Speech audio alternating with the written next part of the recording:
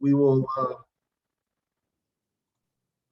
call the meeting of the Colorado Geographic Naming Advisory Board to order, 8:07, October 21st, 2021. Yes, Ms. Abad. Can we wait and I'll let everybody in? Oh, yes, I'm No. sorry. Okay. Okay, thank you.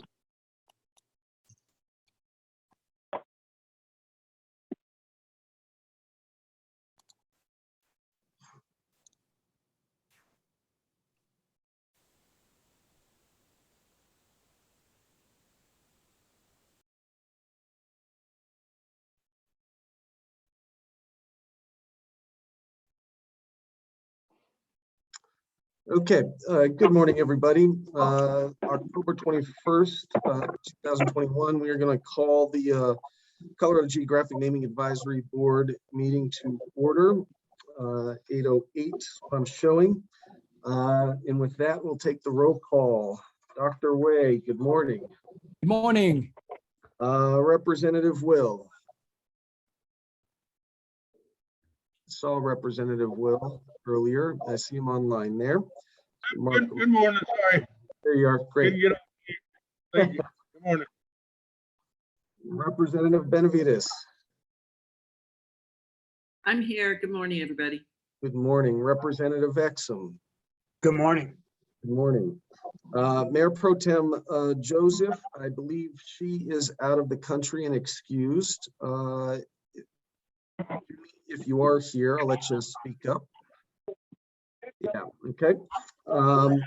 Commissioner Chimino. Present. Good morning. Is Director Red Horse with us? Yes, good morning. Good morning. Dr. Limerick. Right here. Good morning. Director Barry.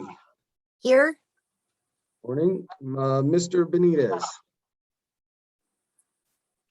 Do not see Luis. And Miss Nelson, good morning. You are here via phone. Here. Okay. Dr. Nikki Gonzalez. I'm here. Good morning, everyone. Good morning. Tim Mock is present. Director Garcia. Yes, good morning. I'm present.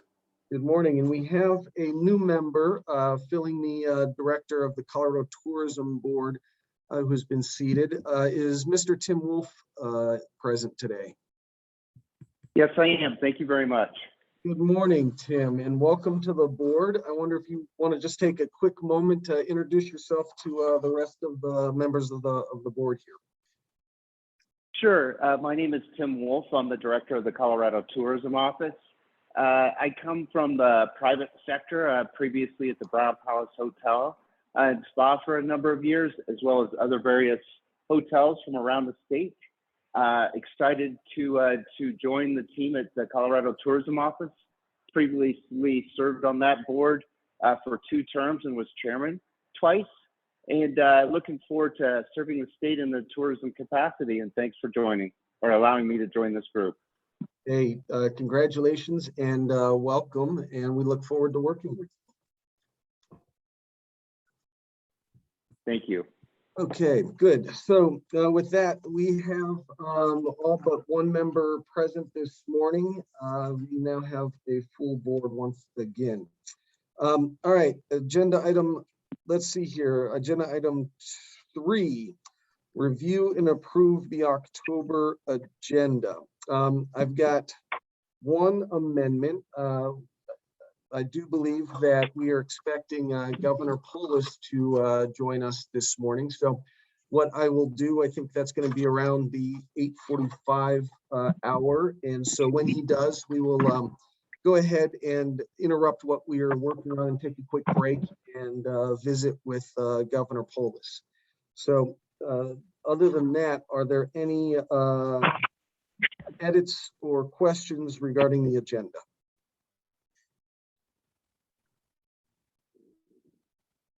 If not, do I have a motion? I'll move to approve today's agenda with the one addition of the governor. I second. Okay, we've got a motion, a second. Any further discussion? Hearing none, all in favor signify by saying aye. Aye. Aye. Aye. Opposed, same sign. Motion carries. Motion carries unanimously. Agenda item 4, review approve the September meeting summary. And we've got that in our packets. Are there any comments or edits or questions regarding the September meeting summary?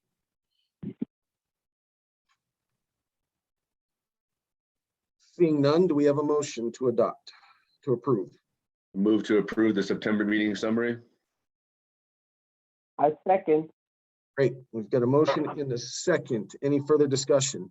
Mr. Chairman, it's Rick Garcia. I'm going to abstain. I was not present for the September meeting. Great, thank you, Director. So noted. All right, with that, any other questions or comments? Seeing none, all in favor to approve the September meeting summary, signify by saying aye. Aye. Aye. Opposed, same sign, Aye. and the motion carries. Agenda item 5, board member announcements. Do we have any announcements from any of our board members this month? Within that document or the packet there, I did include per our discussion last month, the Executive Director's Office report. I don't know if there's any questions regarding that, but if so, I'm happy to take any. Okay, seeing none, we will now move to agenda item 6, US BGN case 5279, consideration to rename Negro Creek to Clay Creek. We've had this on for the last couple of days here. I believe that Commissioner Don Supis has joined us in the past. Commissioner, are you available today? Okay, seeing none. We have reached out to some of to the groups that we had identified last month. We have not yet had a response. So we can continue this and wait to see if we can get any additional feedback or input from the stakeholders that we identified. Or have any board members had any additional outreach regarding this matter?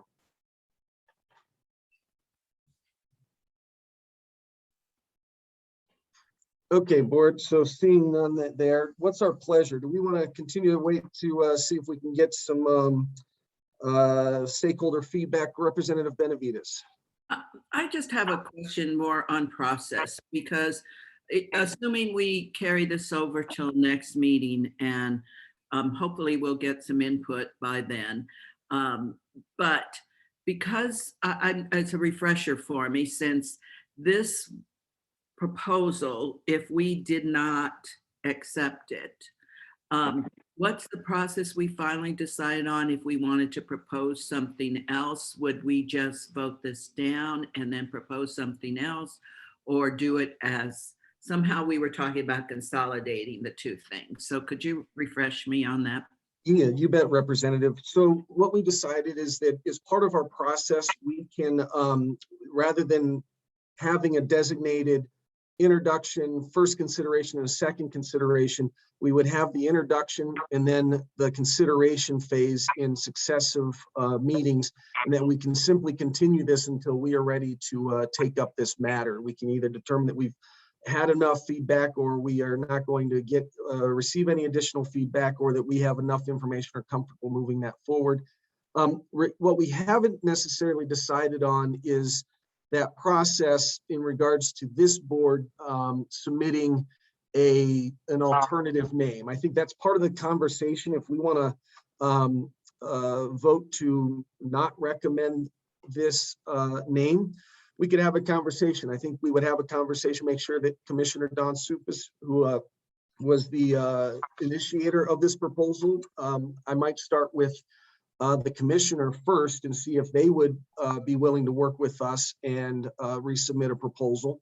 Or if we would like to, we can do that as well. It's a matter of then us kind of having a conversation at that point about alternative names and what we would like to add as a name, because any proposal going into the BGN has to have, to rename something, has to have a name suggested as part of that.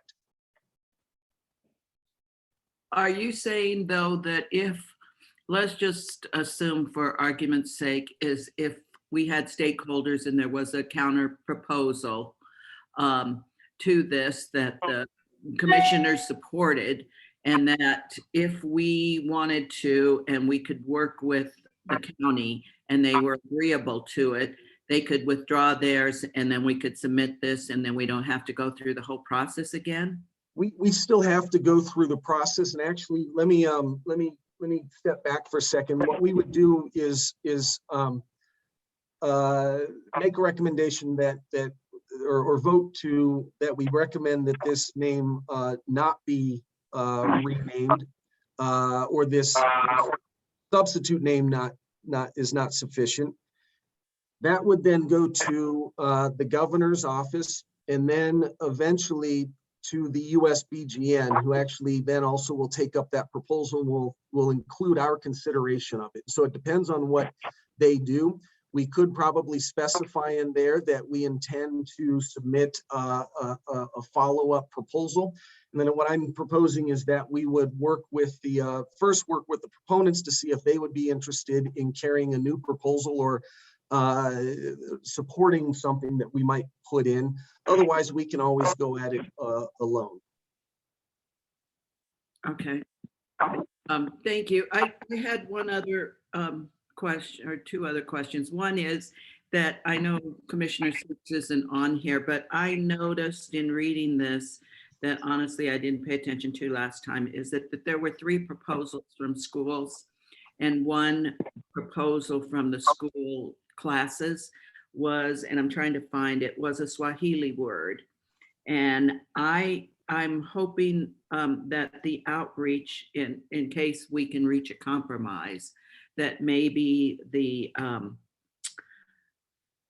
we talk to the outreach people, NAACP, the African American Historical and Genealogical Society, I guess, who we're meeting with, is that if they might, if that's an option. I don't know that it's an option for them, but at least it's something to consider. And I'm trying to find it. It was like Quebeca or something was one of the proposals.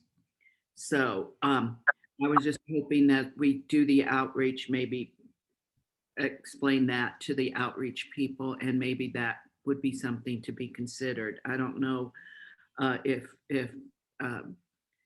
Tony or Terry has spoken to anybody and wanted to weigh in on that potential. Let me see, Representative Exum.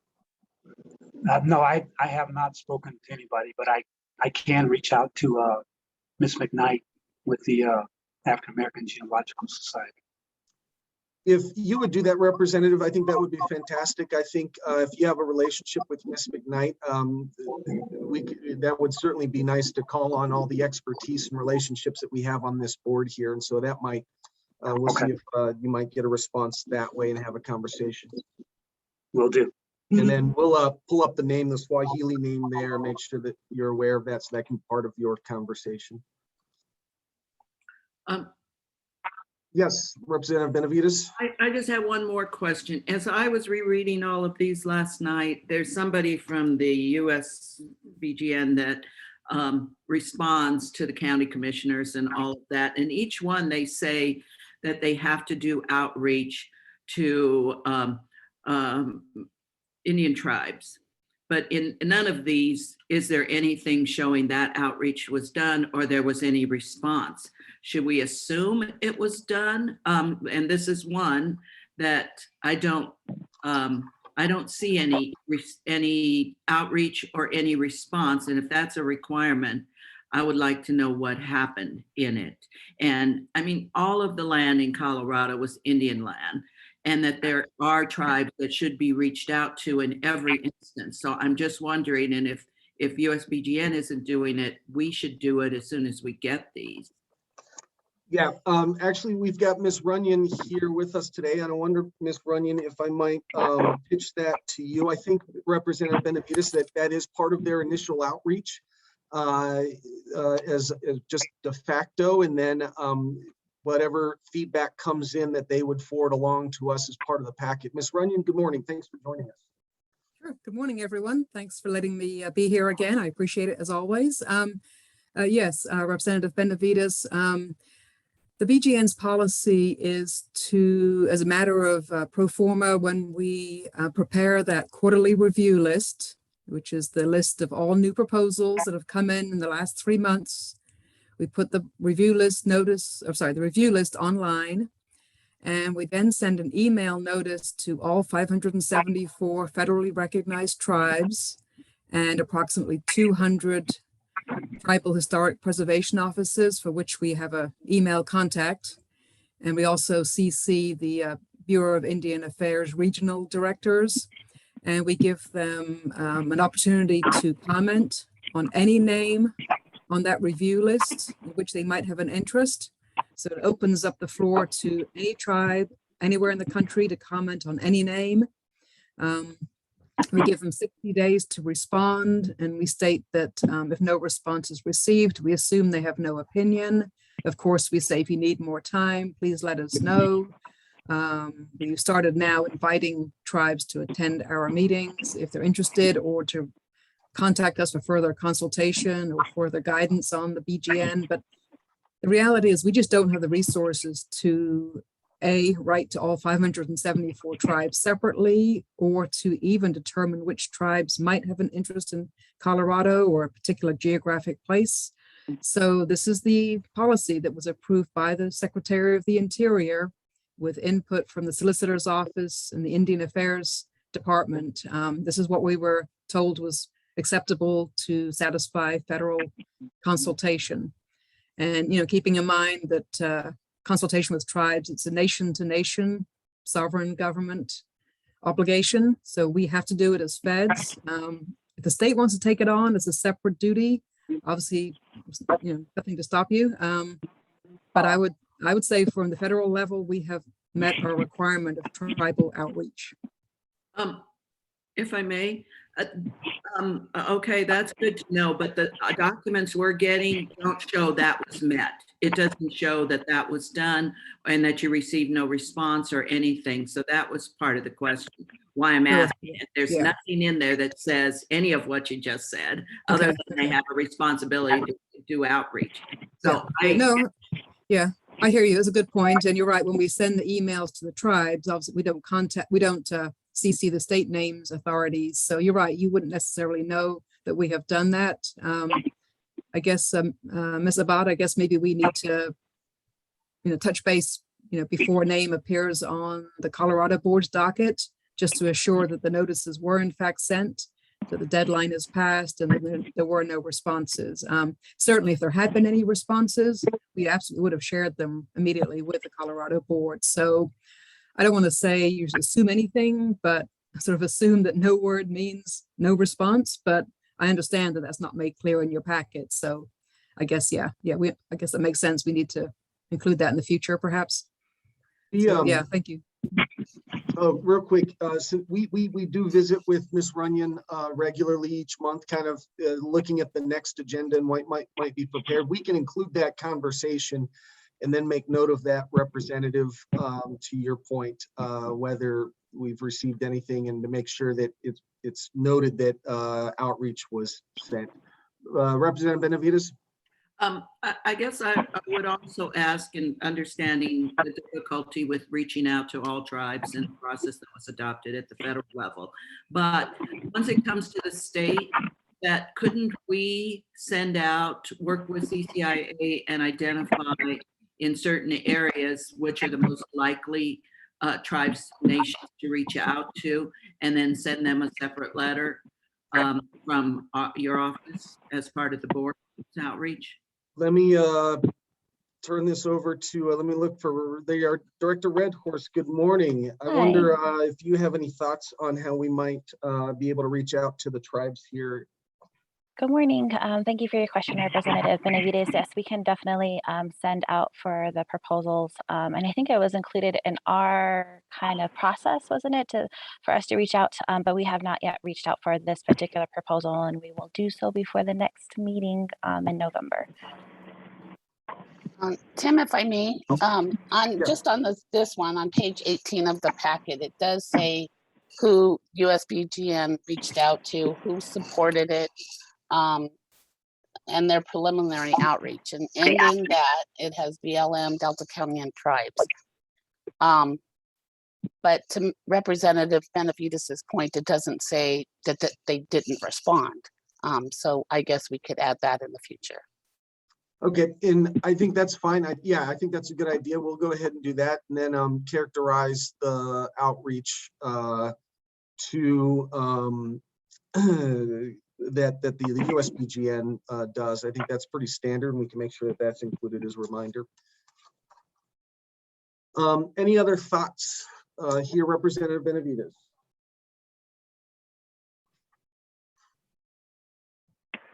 Oh, whoops, Representative Benavides, I got you on mute there. One other comment, as I was flipping through this, it's on page 20.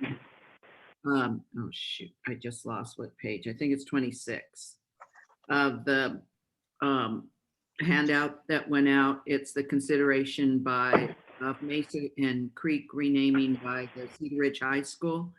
And it has the junior class submitted the name Cubepa Creek. And it's a Swahili name meaning bear. So just to give some direction to the prior comment. Okay, that's perfect. I appreciate that. We will note that there. Any other discussions, conversations from board members here regarding this?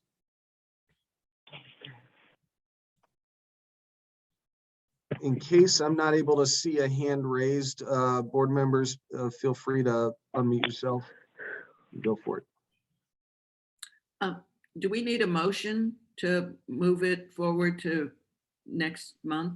Yeah, I think if there's no further conversation, what I do want to do, Representative Benavides, before we do that is we open public comment real quick to see if we've got any additional public comment regarding this matter. So I want to open public comment right now. And just as a general reminder for those giving public comment during the board meetings, our board highly values and seeks out comments from the public.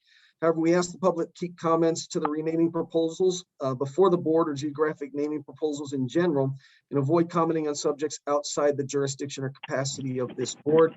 Our board meets only for a limited amount of time each month, and we have many remaining proposals on our docket. And we appreciate the public's adherence to this request and look forward to your participation and continued engagement. So with that, if we've got any public comment, please raise your hand, and Ms. Abad will identify you and we'll get you queued up. In the meantime, Ms. Runyon, I see your hand is raised. Yes, thank you, Tim. I just want to comment on the comments that were made by Representative Benavides about the other names submitted by the students at the school. Absolutely, this was the way that the county chose to handle the matter. They didn't support the original proposed name and put out a local community effort to suggest alternatives. And yes, apparently each of the 4 grades at the high school or middle school offered suggestions, and then the county voted on the one they liked best and submitted that forward for the USBGN and the Colorado board's consideration. So the other 3 names submitted by the other 3 classes are not on the table for consideration. Now, that's not to say that they could not be contacted and offered to propose those names, but then we'll have counter proposals. And as I recall, when the county commissioner commented at a recent meeting, he didn't address those other names as options. Again, I don't want to close the door on any possibilities for replacement names, and certainly we're all in favor of reaching out to other groups in the county to see, if they have other names. But right now, the only names on the table are the Clay names. So if another name comes forward, maybe the Swahili name or another name on the list there, that would be a brand new proposal, a brand new review process, a brand new review list notice, tribal outreach again, essentially back to square one, and the county would be asked again. So again, I'm not closing the door on any other names, but those are not on the table now for consideration. I hope that helps a little. Thank you. And then Ms. Abad, do we have any public comment? I don't see any, Tim. Okay, thank you. And so if there is no public, I Oh, see a hand there is a raised here. hand. Kate? Kate, good morning. Go ahead and unmute yourself and welcome. Good morning. Thanks for having us here. I appreciate the discussion. I'm just here to support the name change for both of these features. I guess on what the name should be, I don't have a whole lot of comments, but I just want to express my support for renaming these features. So thank you. Thank you. And not seeing any more public comment. Although we do have some coming in the chat there. We will go ahead and close public comment. And now, do we have a motion to continue this to our November 18th meeting? Yes, ma'am. All right, you're going to be translated, my friend. Thank you, sweetie. Whoops. Ms. Nelson, I think we've got a little feedback there from you. Okay, I'm trying to. So moved. Okay, we've got a motion. Is there a second? Second that. All right, we've got a motion, a second. Any further discussion? Seeing none, all in favor signify by saying aye. Aye. Aye. Opposed, same sign. Motion carries, and we will continue this matter, USBGN case 525079 to our November meeting. I see Ms. Kate Siegel on the line here. Good morning. How are you? Well, thanks. How are you? I'm doing well, thanks. Kate is from the governor's office and handles boards and commissions. Is the governor with us yet? No, I think we've got about 10 minutes before he comes, but so nice to see you all and thank you all so much for your service. Great. Thank you for being here. Okay, so with that, we are now on to agenda item 8, USBGN case 5280. This is on pages 29 to 33 to rename Negro Mesa to Clay Mesa. Again, this has kind of followed the course of the previous matter as they were submit together and have the same proponent. I'm assuming that what we just had, the conversation that we just had about this one will carry over, or the conversation we just had about the previous item carries over to this in regards to the outreach to the stakeholders and tribes. Any further comment, questions regarding this matter? Seeing none, then I will open up and see if we have any public comment to this specific matter. And if so, please raise your hand.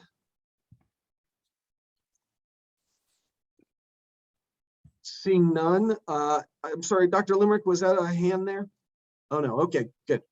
All right, with that then, do we have a motion to consider, to continue USBGN case 5280, renaming Negro Mesa to Clay Mesa to our November 18th meeting?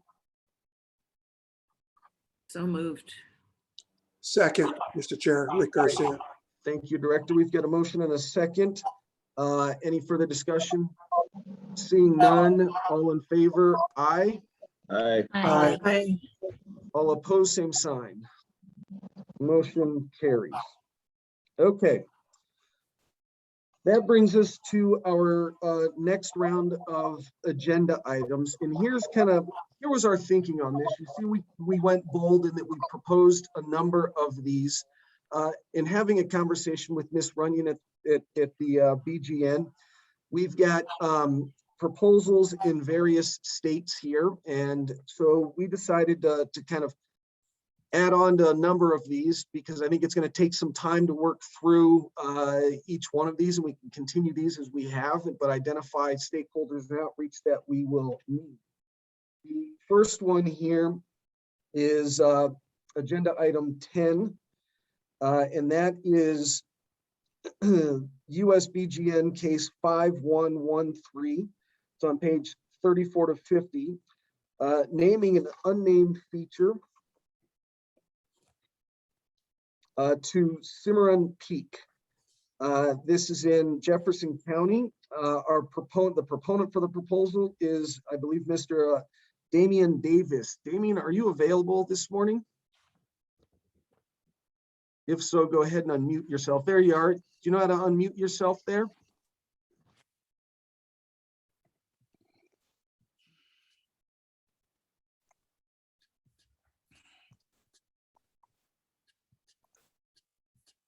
There you go. Yeah. Great, thank you.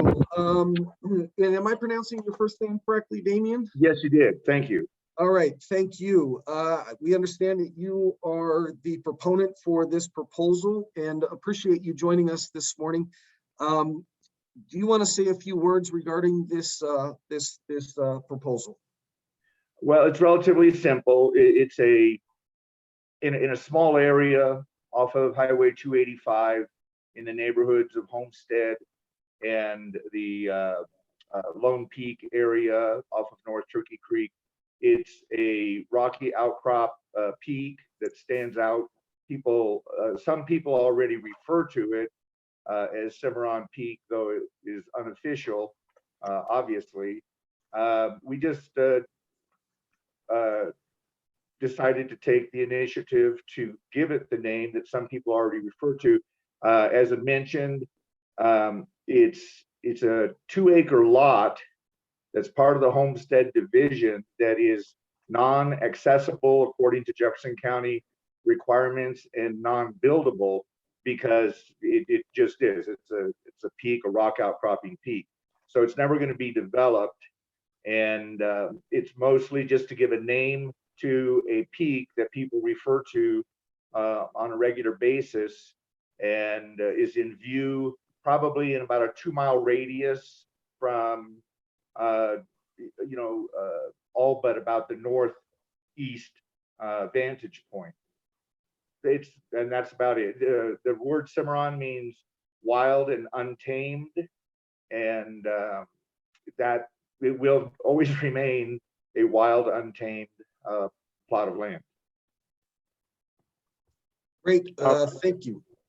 People, though it's unofficial and there's no formal definition, they technically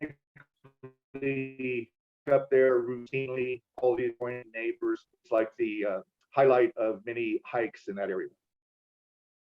Okay. Are there any questions for Mr. Davis? Representative Benavides. Did you, Mr. Davis, did you do any outreach with any groups on this? No, I did not. I did talk to a few neighbors. I own adjacent property to the neighborhood, the Homestead development. I am not a social media person. I didn't do that. I don't have that. I don't want to say capability. I could if I chose to, but I don't subscribe to Facebook or tweets or any of that stuff. And then, so I have not. Thank you. Okay, and so in our packet there, Mr. Chairman. Yes, Director. Thank you. Mr. Davis, hi, this is Rick Garcia. I'm the Executive Director of the Colorado Department of Local Affairs. Similar to Representative Benavides' question, I assume the answer is no, but I want to make sure I heard it correctly. How about any elected officials, county commissioners and Jeffco or other electeds in the area? Any outreach to those individuals? No, sir. Thank you. Okay. Board members, any other questions for the proponent? All right. Discussion here. Mr. Davis, we appreciate you joining us. I'm reading here on Cimarron Peak that that's part of our packet. And Ms. Runyon, maybe you can help us identify what we're looking at here in terms of this case brief here. I believe this came from you. Did you all then look up, I see the Concise Dictionary in English published in 1993 defines the word as wild and really living in the mountaintops. And then volume 2 of the Encyclopedia of African American History states it was used by European colonists to describe runaway African slaves in the Caribbean. Was that part of your research? Wow. Yes, that would have been information that we uncovered as part of just researching the history of the word. Yes. Okay. Mr. Davis, I'm sorry, did you have a comment regarding that? No, that's very interesting information. Does that give you any concerns in regards to that kind of historical use of the word?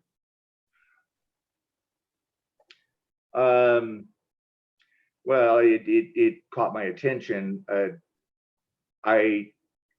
are towns in both New Mexico and Colorado named Cimarron, as well as numerous creeks and so forth. I'm not aware of it carrying a negative connotation, but I don't know history to the extent that representative just mentioned. Okay, and Ms. Runyon did note that the Jefferson County Commissioners were reached out to and did support the proposal as well. Board members, what are our thoughts regarding this matter?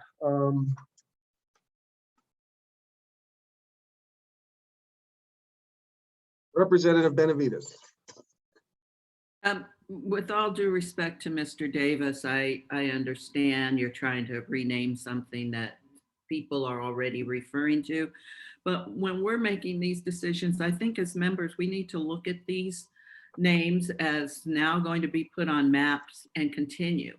And I think when we pick words, that we do have to consider all of the connotations. And I'm not a great historian either. All I did was look up the word, and I could find the things that are listed there very easily. In fact, the wild and untamed went towards animals and other things. One part I found was when it was referring to a person was rough, uncouth, lazy. So I don't think it was used as a positive term for slaves trying to get freedom. It wasn't meant for that. I think it was a negative connotation, and I personally don't feel like even people that may have done some research and know that name something after that connotation. So I mean, personally, I don't support this name change. And I know that the county commissioners did submit something and they are supportive of it, but I just don't, I think it would be a mistake for our board to approve this name change. Ms. Runyon, if I could, I'm sorry, Representative Exum. Thank you, Mr. Chair. I would agree with Representative Benavides. Also, I'm just curious if apparently there wasn't a lot of outreach. I'm just curious if the information that we're seeing was shared with the Jefferson County Commissioners before they voted to approve the recommendation. Let me call on Ms. Runyon. Would that have been included in the information that went to the county commissioners? I'm looking at that now. I'm looking at the timing of the correspondence. If you bear with me just a moment here. And while you're looking at that, Ms. Runyon, I've got another question here also to piggyback. The GNIS lists 38 features in Colorado with the word Cimarron in their names. I know that none in Jefferson County.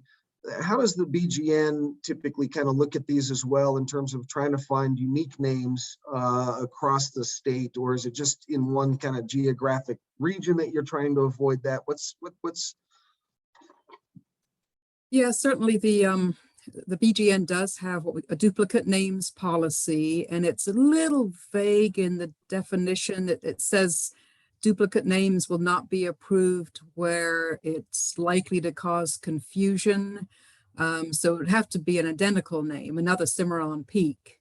Cimarron Lake nearby wouldn't be an issue. Cimarron Creek wouldn't be an issue.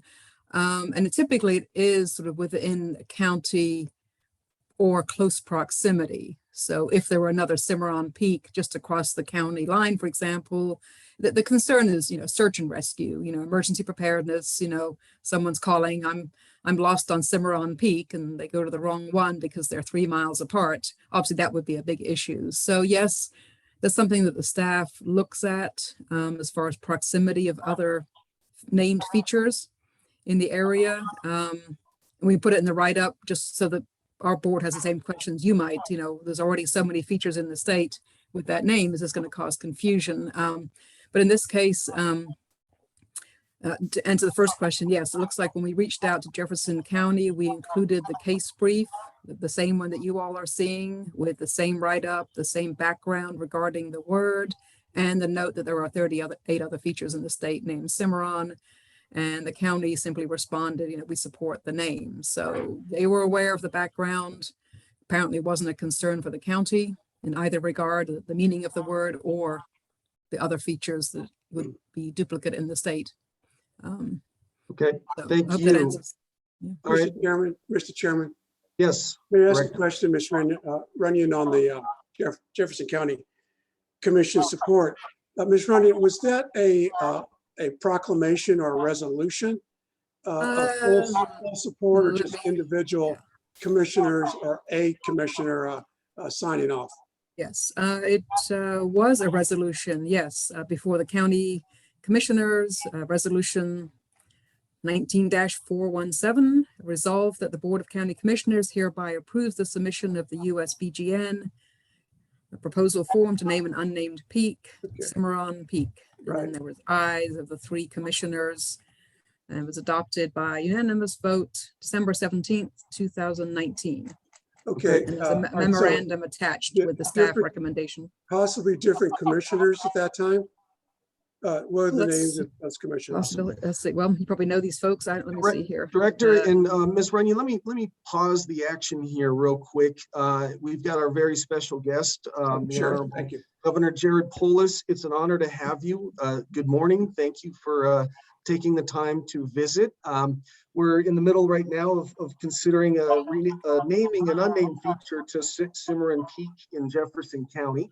But with that, we want to make sure that we turn the floor over to you, and we can pause on this and get back to it afterwards.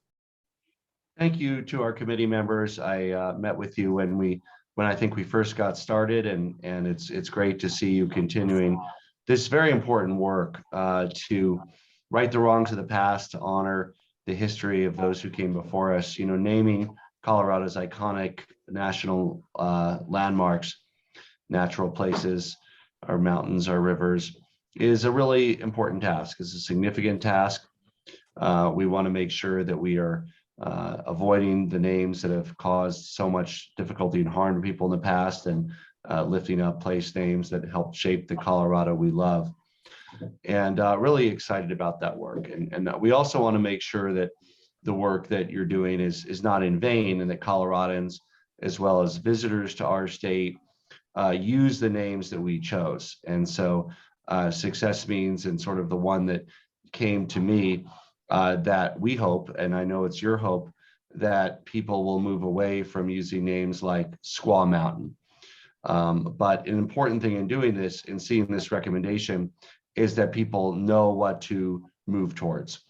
And I was yesterday, one of our senior staffers told me that the name he recommended was Mestahehe. Today they sent me a pronunciation guide that said it's Mestahe, but it's really not within the realm of comprehension for normal readers that are literate to be able to read the phonetic version that was supplied. I think that it would be relatively easy to spell Mestahe or Mestahehe, whichever you prefer, but a lot of those dots and hyphens are not a normal part of even for people with a college degree. My husband has an English degree and he wasn't able to pronounce it. And as I said, one of my senior staffers yesterday told me it was Mestahehe.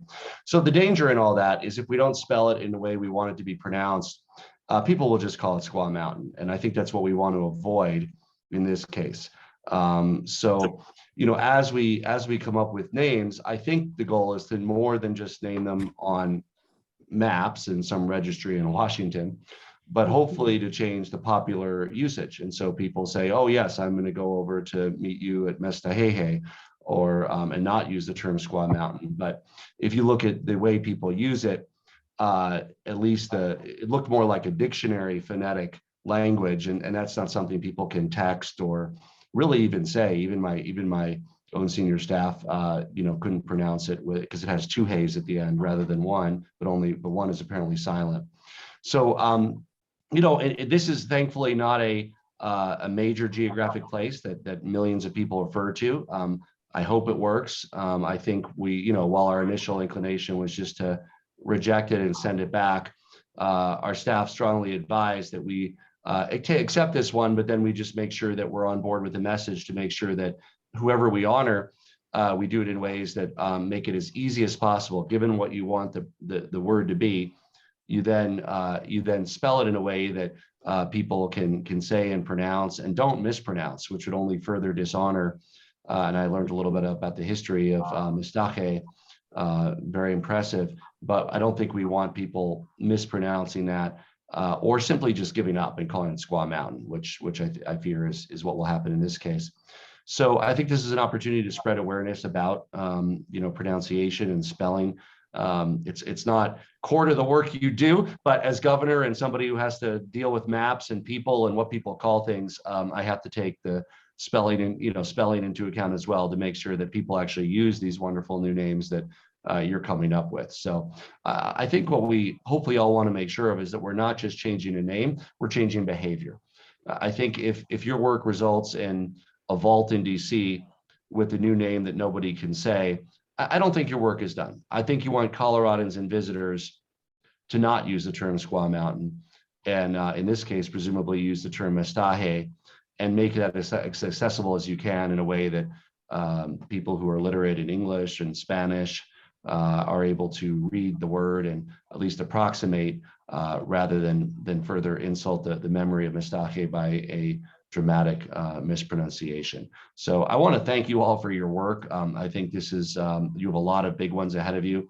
This is just the first, but just keep in mind people's behavior. And I think changing behavior and changing names, Vault in DC is a wonderful thing. We want to remedy the history there, but we also want Coloradans in everyday usage to avoid offensive names. And I think we can certainly accomplish both. As well as you continue down your very important work for the state of Colorado. And I'll turn it back over to Tim. Great. Thank you, Governor. We appreciate your being here. I don't know if you wanted to take any questions from board members or have a conversation, or just Sure. listen to us kind of continue. So to our board members and board members only, is there any questions for the governor? Representative Benavides. Good morning, Governor. Good to see you.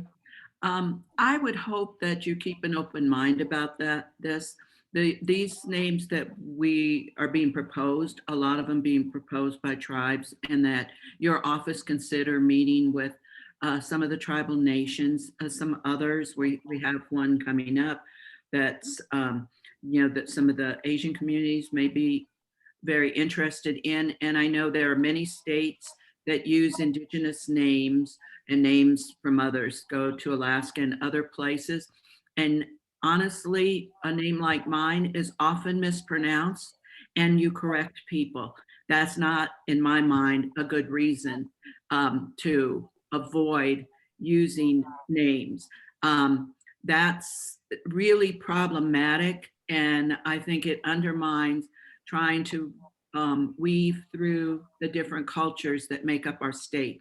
So I'm just hopeful that your office will continue to have discussions about this, and particularly with communities, different cultural communities. We'll be excited, of course, to dialogue with our tribes on this. But again, I want to be clear that the name Mistache is a fabulous name that honors somebody. When you come up with a name, whether the name is of Asian origin or Native American origin or African origin, whatever the name is, the next goal should be, how do we make this name so English language readers are approximating the pronunciation? How do we transliterate it so that people are saying it correctly? I don't think it honors Mistache for people to butcher the name, because there are dots and dashes and things that only academics know. They're phonetic terms. They're not in the common usage. So I think whatever, we want to celebrate names from many different heritages, and then we want to transliterate them so that people pronounce them as close to correctly as possible. One more, Dr. Limerick. Hi, Governor. I'm wondering if this is not one of those things that we try in the education world to call a teachable moment, because what we are dealing with is the fact that the transcription of names, these are oral cultures, and that was a most excellent form of being and communicating, but all that we have now are approximations of how to turn them into something that English speaking people will recognize. My people, Western American historians, have variations of plenty on Sacagawea, Sacagawea. We don't know what to do there. So it seems like one of those teachable moments where to say, these are all approximations. When we have a native name from oral tradition transcribed, that tells us something about the whole process of colonization and conquest. And it's a great opportunity to reflect on that history. I will say that I am the scarred, not veteran, that's not the right word, but I'm the one who wrote the report that got Nichols Hall on the CU campus renamed Cheyenne Arapaho Hall, which was to honor the Cheyenne and Arapaho. And in no time at all, the students turned that without, it wasn't their fault, they just did that, Shiho. It's now called Shiho, which is no honor to, it's an honor to my failure to make that a clearer case. So I would say that what we're talking about here is actually really important as a chance to engage the public in thinking about history and about this whole crazy process of taking oral culture and turning it into transcription. So it's always going to be an approximation, and this approximation with the two hey things there, I mean, that's one approximation, but we're still not going to sound like we are native speakers of that language. And I say that as somebody who tries really hard with Hopi names and so on, and I'm worse every time I try it. It's very difficult to get that. So can we make that a teachable moment in some way, or is that a hopeless concept for people who just wanted to go on a hike? Good, that's an excellent question, right? So again, I think certainly one goal of what you're doing is to change the names on the vaults in DC that nobody sees and the official places. But I guess it's a question for you. How much do you want to make sure people say Mestahe correctly versus just refer to it as Squaw Mountain versus use some other pronunciation that might be indicated from the letters that you choose? So those are kind of all things to consider, you know, in these names. As you indicated, I don't think you want to add further insult by indirectly encouraging a mispronunciation. And that's something to be thoughtful of. We have to expect what we can expect of our viewers and our readers and an audience. And there's multiple audiences here. I mean, obviously there is a vault in DC, and that matters because that's official, right? It matters. It's official name. That matters. Local usage matters. What do people in Clear Creek County, what do people around the area call it? And there's probably a higher level of ability to integrate a complicated name with a different spelling for locals. And then what do visitors call it, right?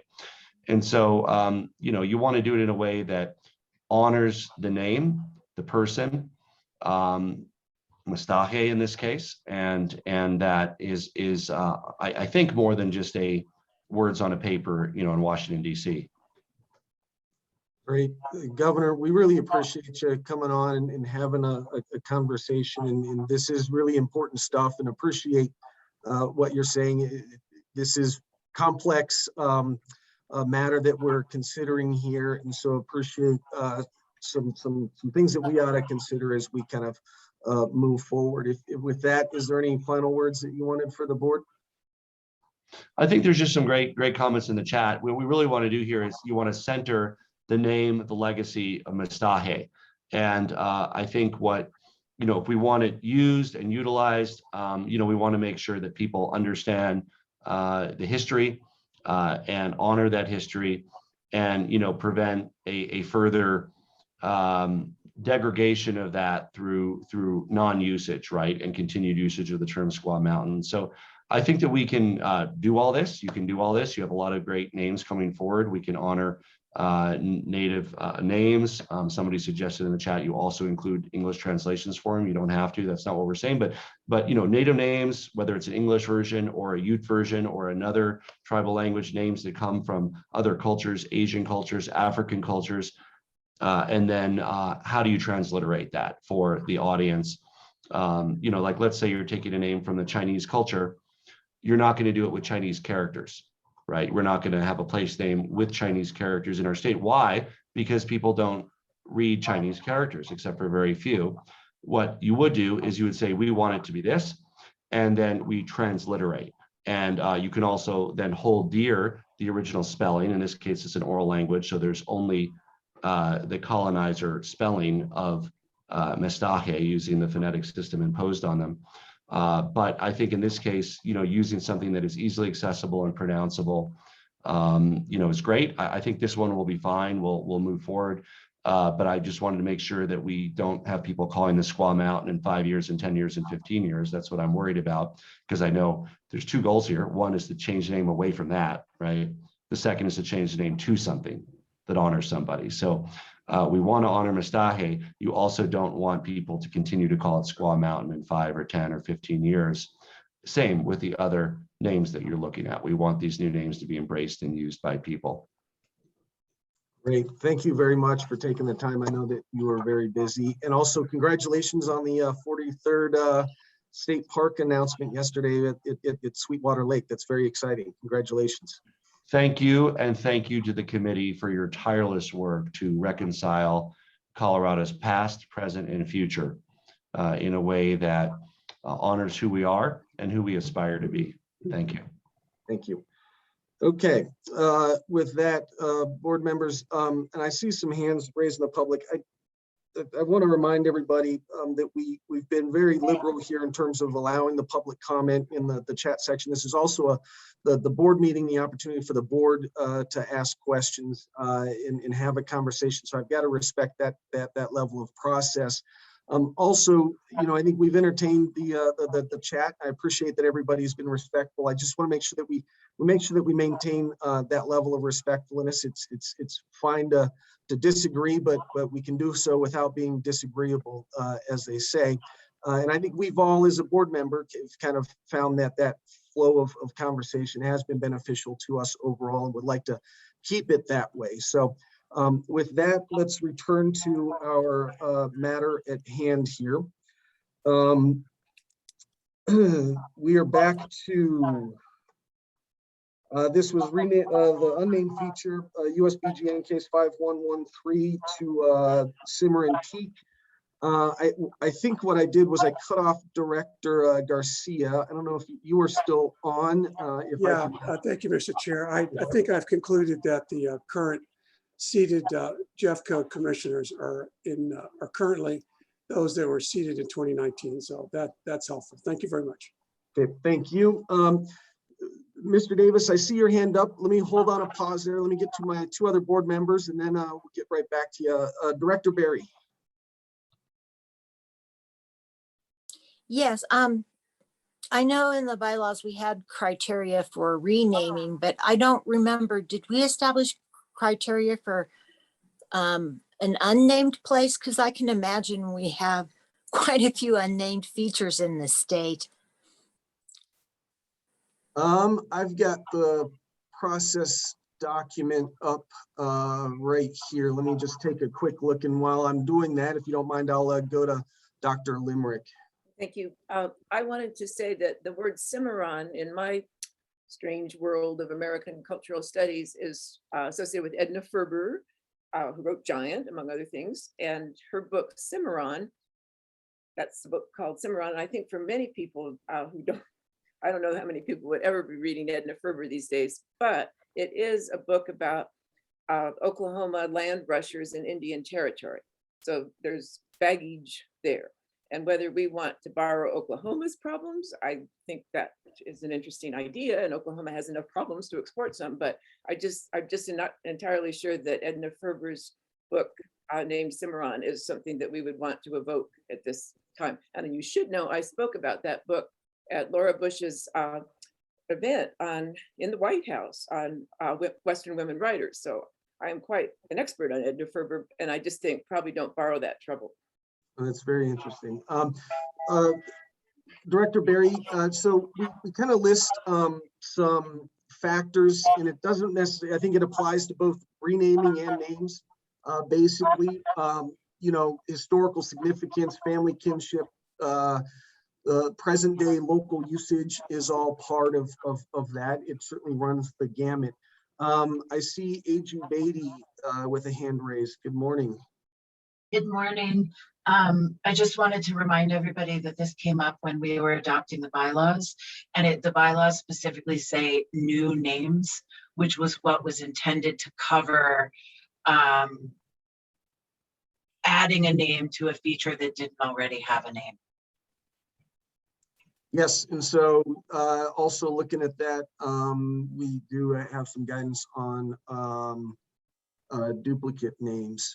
Okay, Mr. Davis, did you have a comment? Yeah, I mean, it's very interesting, your process, and I appreciate the diligence you all apply.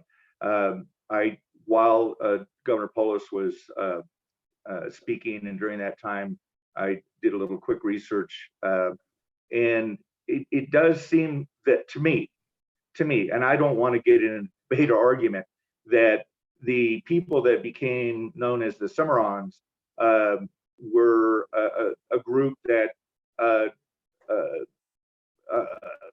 to say it, overcame their slavery. And they apparently picked up the name, as mentioned earlier, but then they became a people and had their own society and their own kings and their own society.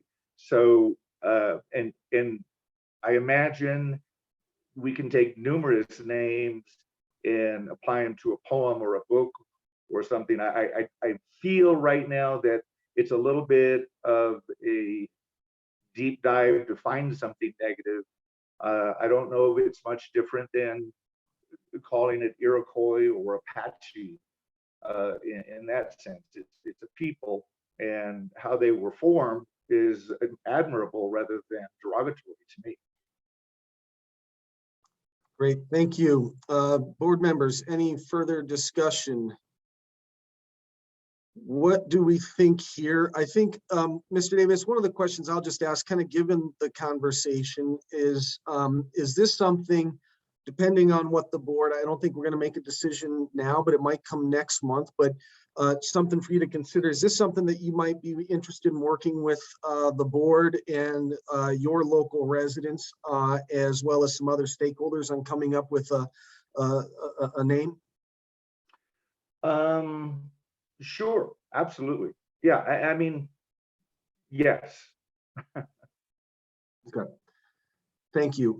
Board members, what do we think here? What do we want to do? We can continue this then into the next meeting. Is there any specific outreach we would like, Representative Benavides? That's what I was going to go towards, is the outreach, because since no outreach was really done, don't we have to do at least send some letters to tribes in the area, and to, since it's a brand new name, I don't know who else we would, other than when we talked about this, when we were doing the bylaws or whatever that thing was we did on names, that we talked about neighborhood groups and other groups beyond just the county commission or county electeds.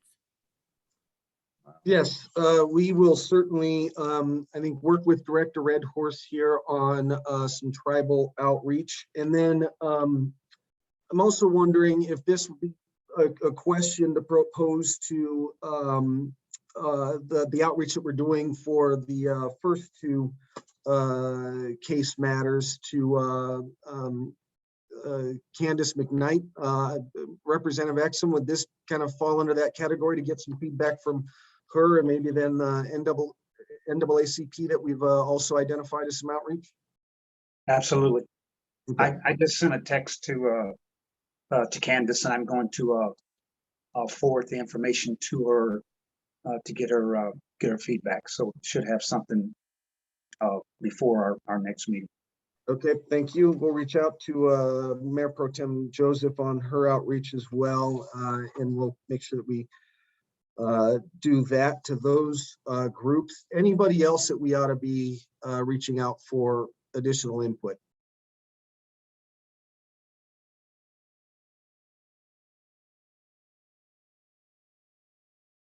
Okay, so with that, if we don't have any additional, I'll open this up to public comment here. If we have any public comment, please raise your hand. Give it a second here.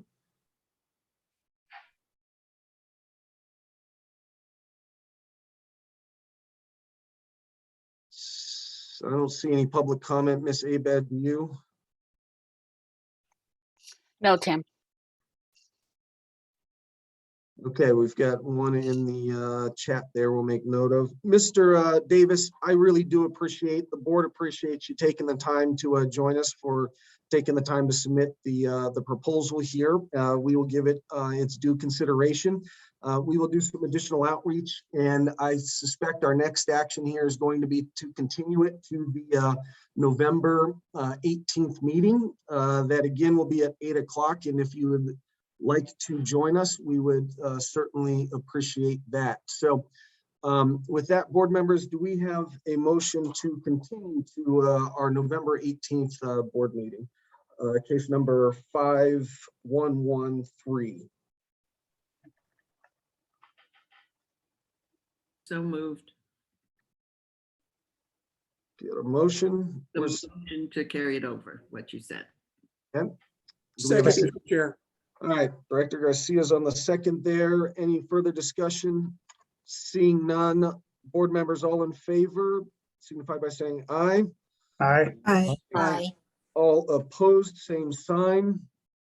And the motion carries. Great, thank you. All right, we will move on here to the next one. We're introducing agenda item 12. USBGN case 5124. It's on pages 51 to 78 of your packet. Renaming Chinaman Gulch to Trout Creek Gulch. Let's see here. The proponent is Kim Twombly, if I'm pronouncing that right. Unfortunately, Kim is unable to join us, I believe. Let me pause for a second and see if Kim is available. She sent us an email this morning that Ms. Abad forwarded to our board members here. And you can see that public or that comment explaining that she is unable to join us. Does everybody have that? Or maybe I should just read this into the record here. First, thank you for addressing this important issue of renaming dated landmarks and also inviting me to participate. My submission in 2019 was to rename Chinaman Gulch in Chaffee County to Trout Creek Gulch, the connected creek according to online maps. Regarding the word Chinaman, a web search has much information why the word is derogatory, so I won't get into that. For a new name, I defer to locals who may have more creative options. I have since learned of the Gulch's frequent use by off-road vehicles. Perhaps Rubicon Gulch or Silicon Gulch would be more interesting names. If not Trout Creek, no matter what new name is decided, your time taken for this renaming is much appreciated and also very important for future generations. So I think our proponent there is indicating that she's willing to work with the board and locals and others and is not necessarily dialed into or resolute on renaming this to Trout Creek, just that we get this renamed. With that, board members, do we have any initial comment regarding this matter? Yes, I have a comment or two that I would like to make. One of the, I suppose, questions that I have is how did the Chaffee County folks determine that the name was inoffensive, since even in the 19th century, the term Chinaman was used in contemptuous tones.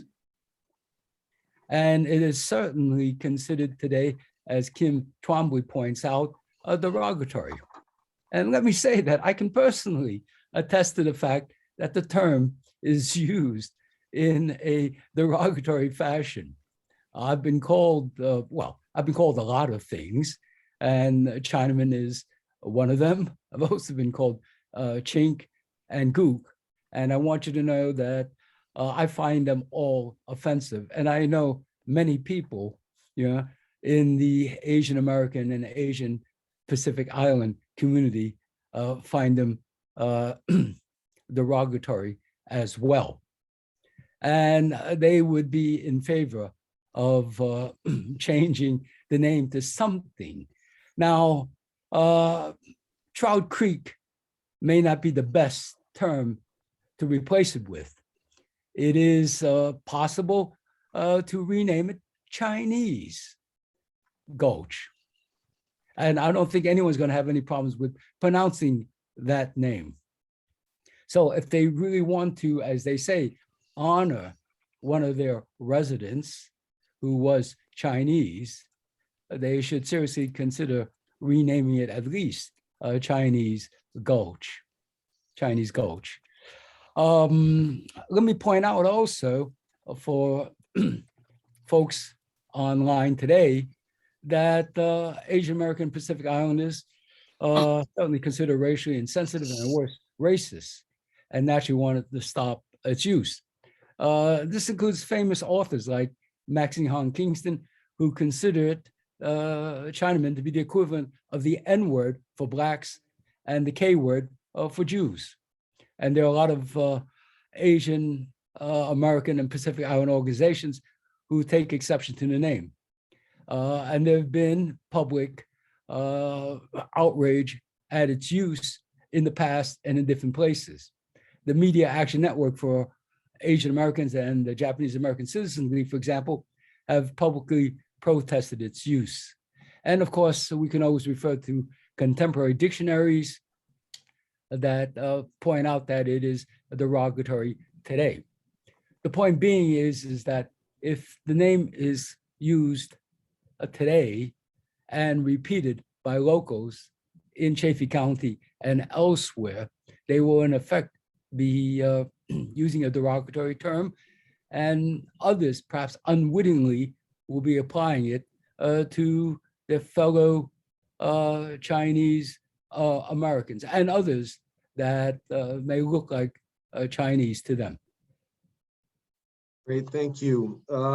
In regards to the letter from the Board of County Commissioners, I noted that it was December of 2019. They did have a, let's see here, that would have been before the election in 2020, I believe. So I think that they actually have 2 new board members. So this might be one that we can go back to Chaffee County and solicit some additional input and have a conversation with them. So how about we add them to that outreach? Representative Benavides. I first want to thank Dr. Wei for weighing in on this, and especially to recognize his personal interactions with racism, that this term is not a positive term, despite the documents that say this is a historic context to honor a gentleman who made railroad ties, apparently. But that gentleman had a name. If they really wanted to honor someone, they would have known his name. None of this stuff ever says what his name was. And I couldn't agree more with the essence of what Dr. Wei was saying, the derogatory nature of that term. This was a period of time when there was significant upheaval in the country, and particularly in our state. You know, one of the worst race riots occurred in our state against Chinese in the 1880s. And it was in 1882 that they passed the Chinese Exclusion Act and didn't allow Chinese to come into the country, and didn't allow the ones that were here to become citizens. And in the documents, it indicated that whoever this person was, that he left in about before 1889. And I can only suspect it's part of that whole system that Chinese were facing here in the United States, in Colorado. So I think, again, this is something that we have to allow the Chinese and Asian specific community to weigh in on, because I do think it is something that we should recognize the contribution of Chinese workers on our railroads. And that was a tremendous benefit to the country and to all of us. And I'm not aware if that's done anywhere, but I don't think it's done anywhere in Colorado. And I would welcome feedback from those communities on this, but I think it would be a dire mistake for us to continue to use this term. So I support a change. I don't support the change that's proposed. Okay. Other board members? Dr. Limerick. There is really very little ambiguity. There's no ambiguity in this, that this is not a situation which I imagine someone, maybe the county commissioners had that in mind, that just terms change over time. And sometimes we're told to refer to people in one way and then another way, and those things just change. This is not like that. This is really so clearly a term used in alliance with the things that both Dr. Way and Representative Benavides been talking about, ways that were sometimes involved physical violence, certainly involved legislative injustice. So there's no, well, the change, nobody can say, oh, well, the terms change and we shouldn't really condemn the people of the past for using a term that was just the term of the times. It's not that. It's really a term that was closely associated, doesn't say it strongly enough, with acts of violence and acts of extreme legislative injustice and so on. So I'm obviously in agreement that this name needs to go. And again, I don't mind the notion that there are teachable moments in that. So if the name goes, it's a fine opportunity to broaden our conversation about how these names originated and how they persist, and how much the air is cleared by addressing their origins and asking them to step aside. As to exactly how to do the acknowledgement of the labor, that's, in my opinion, that's just so complicated, because the exploitation and cruelty of the employment of Chinese Americans make it hard just to say, thank you for your service on that. I don't know how to do that. That's something that I wouldn't mind being better instructed on, how you say to some people of the distant past, you worked very hard and many people benefited from that. And this is how you address at the moment of saying thank you and congratulations, how you also address the injustice under which they worked. I'm not sure about that, but I would be happy to be instructed in how you do that. The name really, that is not tenable to keep that name. So thank you. Great, thank you. Other board members, discussion.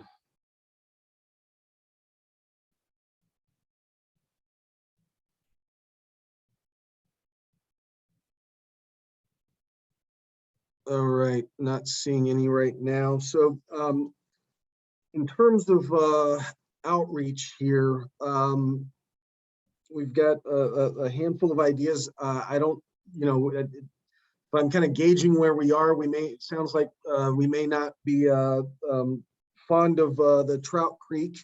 And so that we would like to do a deeper dive into perhaps working with a number of stakeholders to come up with another proposal. If we were to do that, there's two things. One, we would still move forward with this and make our recommendation one way or the other to the BGN. We could kind of continue this until we come up with a name. That way we could also characterize in that recommendation, if we were to turn it down, that we've come up with another name, and there will be a proposal following that. Or we could work with the current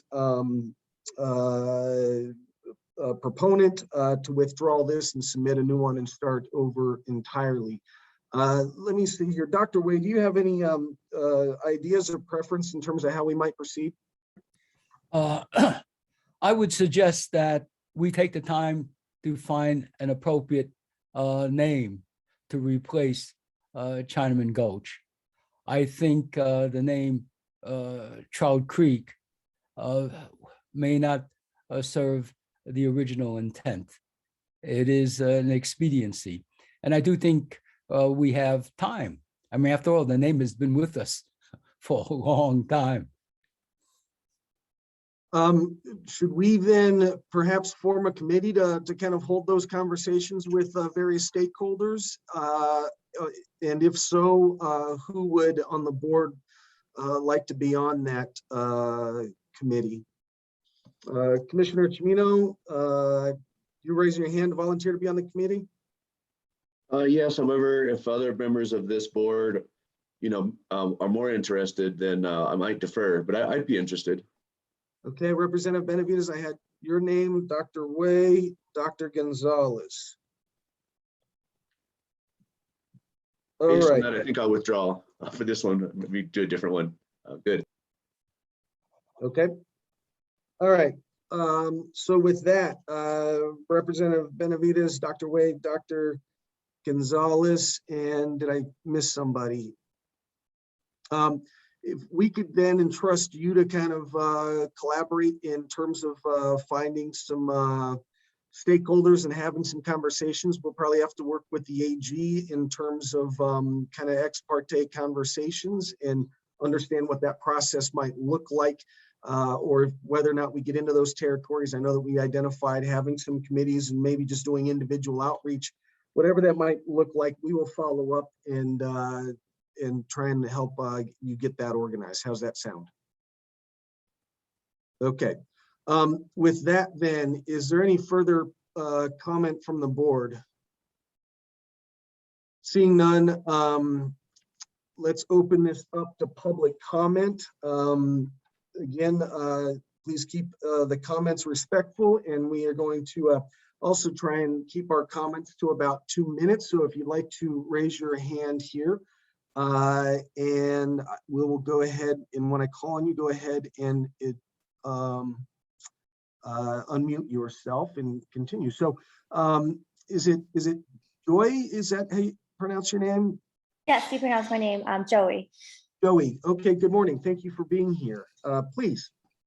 Good morning. Thank you for having us, and thank you for convening today's meeting. My pronouns are she, her, and I'm representing Community Organizing for Radical Empathy today, which is a diversity, equity, and inclusion consulting firm that uses grassroots methods. And so I wanted to voice concern on behalf of the Asian American and Pacific Islander community regarding this name, Chinaman. Oftentimes, some of the opposing parties will say that it's very similar to Englishman or Irishman and therefore does not have any negative connotations. However, a cursory Google search and looking at official dictionaries will show that the word Chinaman does really have derogatory connotations, and that result is very racist. You might recall how Chinaman is used as a way to put down other folks. It is used by politicians as a racial slur. And you also might recall of the term not a China's man's chance, which again is about how, which is derogatory towards the community. I know there's a lot of other folks here today that will want to make similar comments, so I'm going to leave that part as is. I do have a proposal for a second name if we cannot find the original person that the gulch is named after. And I would propose the word Tan Li, which is Mandarin for resilience. Because if anything, the Chinese American community has been resilient, from working here on the railroads to being so important in building the infrastructure of our country. And then I also want to briefly voice support for changing other names that were on the agenda today that are derogatory to the Indigenous and Black and African American communities. I would highly recommend targeted outreach with these communities and ensure that the final names that we do come up with come directly from these affected populations. It's important that we don't cover up what these names used to be, and we can, in a way, capture the fact that we are a very diverse nation, and therefore a lot of our work, a lot of our country was built on the backs of Black, Indigenous, and people of color. And although we do have a lot of folks today that are speaking against Chinaman's culture, I do also want to note that the Asian American Pacific Islander community does stand in solidarity with the other communities here today that are protesting or talking against some of these derogatory names. Thank you. Great, thank you, Joey. Appreciate your comments. If you wouldn't mind sending an email to Miss Abad so that we've got your contact information if you're interested in supporting or making a proposal and working with our committee. I think that would be very valuable to have your efforts involved. Okay, is it here, Kai Vong? Am I pronouncing that right? Yes, that's correct. Good morning. Thank you for morning. being here. Thank you for having me. My name is Kai Vong. I am a member of the Denver Asian American Pacific Islander Commission, which is underneath the Human Rights and Community Partnership with the Mayor's Office in Denver. And I'm here to support the name change as well. The name that we receive is one of the most honorable things that we have, and that's the very start of our life. And so at least for me, I know for many individuals, we hold our names very closely to us. And so when looking at the Gulch and seeing how we're naming it after a certain individual, we lose that history, we lose the context by not providing the name of that individual that we're honoring. And so that is a huge component of why, we need to have this name change, as well as, of course, the derogatory term of Chinaman. I went up to Buena Vista to, do some ground research and looking at a bunch of the history books, just as a one-man team. But regardless, there was still almost zero mention of any Chinese individual, let alone Chinese population. And this shows the major issue that we're having. We're seeing our history being erased, not even mentioned. And by continuing to have this Gulch name, Chinaman Gulch, it continues to, erase that history, as I've already stated.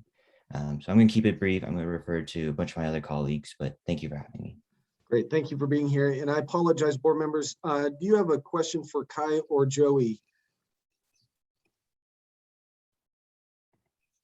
Not seeing anybody. Okay, very good. Thank you. Next up, Jordan. Good morning. How are you? I'm doing well. So my name is Jordan Superhill. I'm part of Regis University. I am the ASA president, Asian Student Alliance president. I work with Nikki Gonzalez a little bit, and basically for me, like my comment, I do agree with Professor Dr. Wei about maybe trying to represent naming it after someone who has one person or even many people who have contributed to the building of the railroads around the area. I do agree that with Kai that the Chinaman just kind of, to me, seems like it's like sweeping everyone under one specific rug and under one specific box, and that's really not how any sort of naming should be. I do agree that I think maybe a term that will benefit really bringing respect towards what the Chinese people did with the railroad and the community nearby when it was built might be more beneficial. I do think that with the Trout Creek, it's not as a bad name, but I would agree with having something that's more beneficial and brings more meaning, since that Trout Creek does connect with the past. But yeah, beneficial naming, I think, would be more respectful towards what they were able to bring to the table and bring about in this amazing building of the world that we live in now. So yeah, thank you. Great, thank you, Jordan. Appreciate you taking the time again to join us. Is there any questions for Jordan from the board?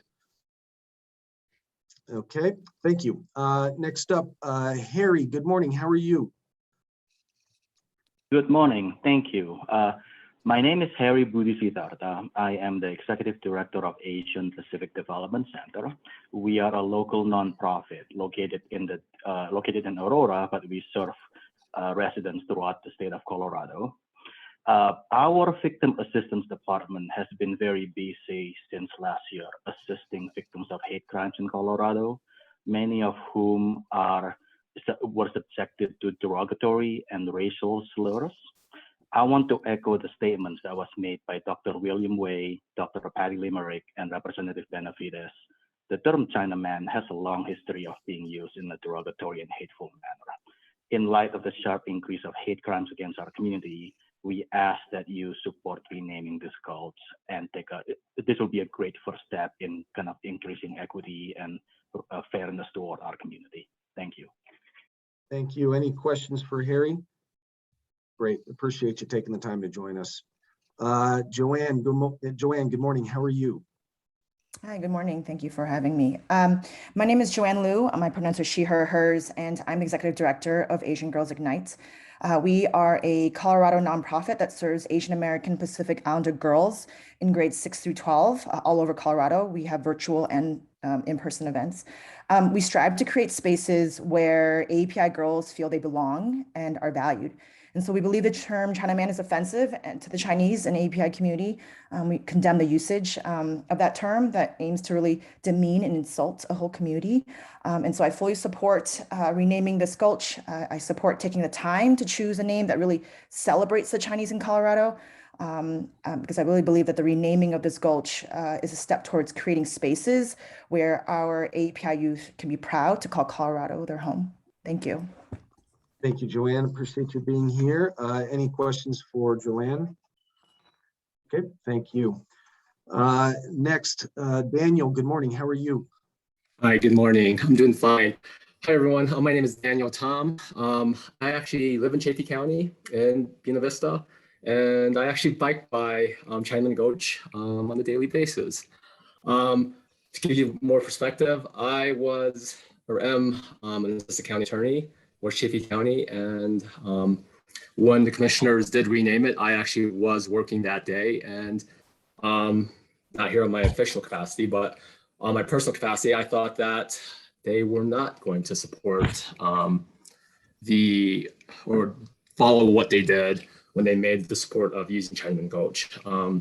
Was quite surprised, and actually now, the more I think about it, kind of sad that I didn't actually speak out in a public meeting about it. So I can give you some more perspective on that based on my how I thought that went down, but I can fully help and assist in any way. But I would like to just give you my my kind of history. My family's been here since the 1860s. We survived the LA Chinatown riots. My great-great-grandfather was actually arrested because he carried a firearm to protect himself in LA after the riots. He was given a felony complaint because Chinese people were not allowed to carry firearms and protect themselves. I think the last 2 years have been difficult for me. It has made me reflect hardly a lot on the terms and how I think Chinese people are seen in America. I think these terms, all the terms that you're considering, and the term Chinaman are terms that were used to degrade and dehumanize Chinese people by not using or giving their names and giving them a sense of the Chinese of who they were. Our history has created a mass of people who I think the general public have been used to show that we're different, that we should be feared, that we are anything but American. My family's been here. It doesn't matter how long we have been here, but we've served.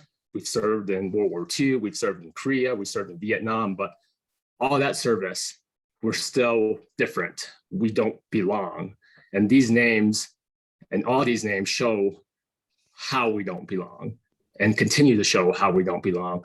And renaming these names are important. I think it's very important that we show that we're not holding on to this one version of history, this history that excludes people of color, exclude women, exclude people that the people that wrote history do not believe belong in this history or are reflective of this history. So I do support that we rename this. I do support we should honor a person that was there. And I'm happy to hear that most people here understand that this term was used to degrade a class of people based on from who they are. I did look at the Colorado Historical Newspaper Archive, and I found that from 1816 to 1989, there was 14,000 articles using the term Chinaman till 1989. And just one I found that I thought actually was pretty close to what we think was a paper. It says, "Don't be a Chinaman, help your home and hometown." Again, showing that we were different. We sent money back to China and we were not American, and we should not be a Chinaman. Again, I would support this, and I would give any assistance as being a local here to the board and helping any way to rename this. Thank you. Great, thank you, Daniel, and appreciate you sharing your personal story. If you wouldn't mind also reaching out to Johnny with your email address so we can get in touch with you, that would be greatly appreciated. Any questions for Daniel? Mr. Chair. Yes, Director Garcia. Thank you, Mr. Chair. Mr. Tom, hi, I'm Rick Garcia. I'm the Executive Director of the Colorado Department of Local Affairs. I just wanted to clarify, did you say you are currently the county attorney for Chaffee County? I am the Deputy County Attorney. Deputy County Attorney, okay. And also to clarify, I wasn't certain that I heard this correctly. Did you say the county commissioners opposed the name change? They did not oppose it. I thought from at least some conversations I had on the side that they would be opposing it, or not give comments, but that was just my personal insight. Okay. Was surprised that, All right. yeah. All right, and that was an official position to not oppose from the county commission.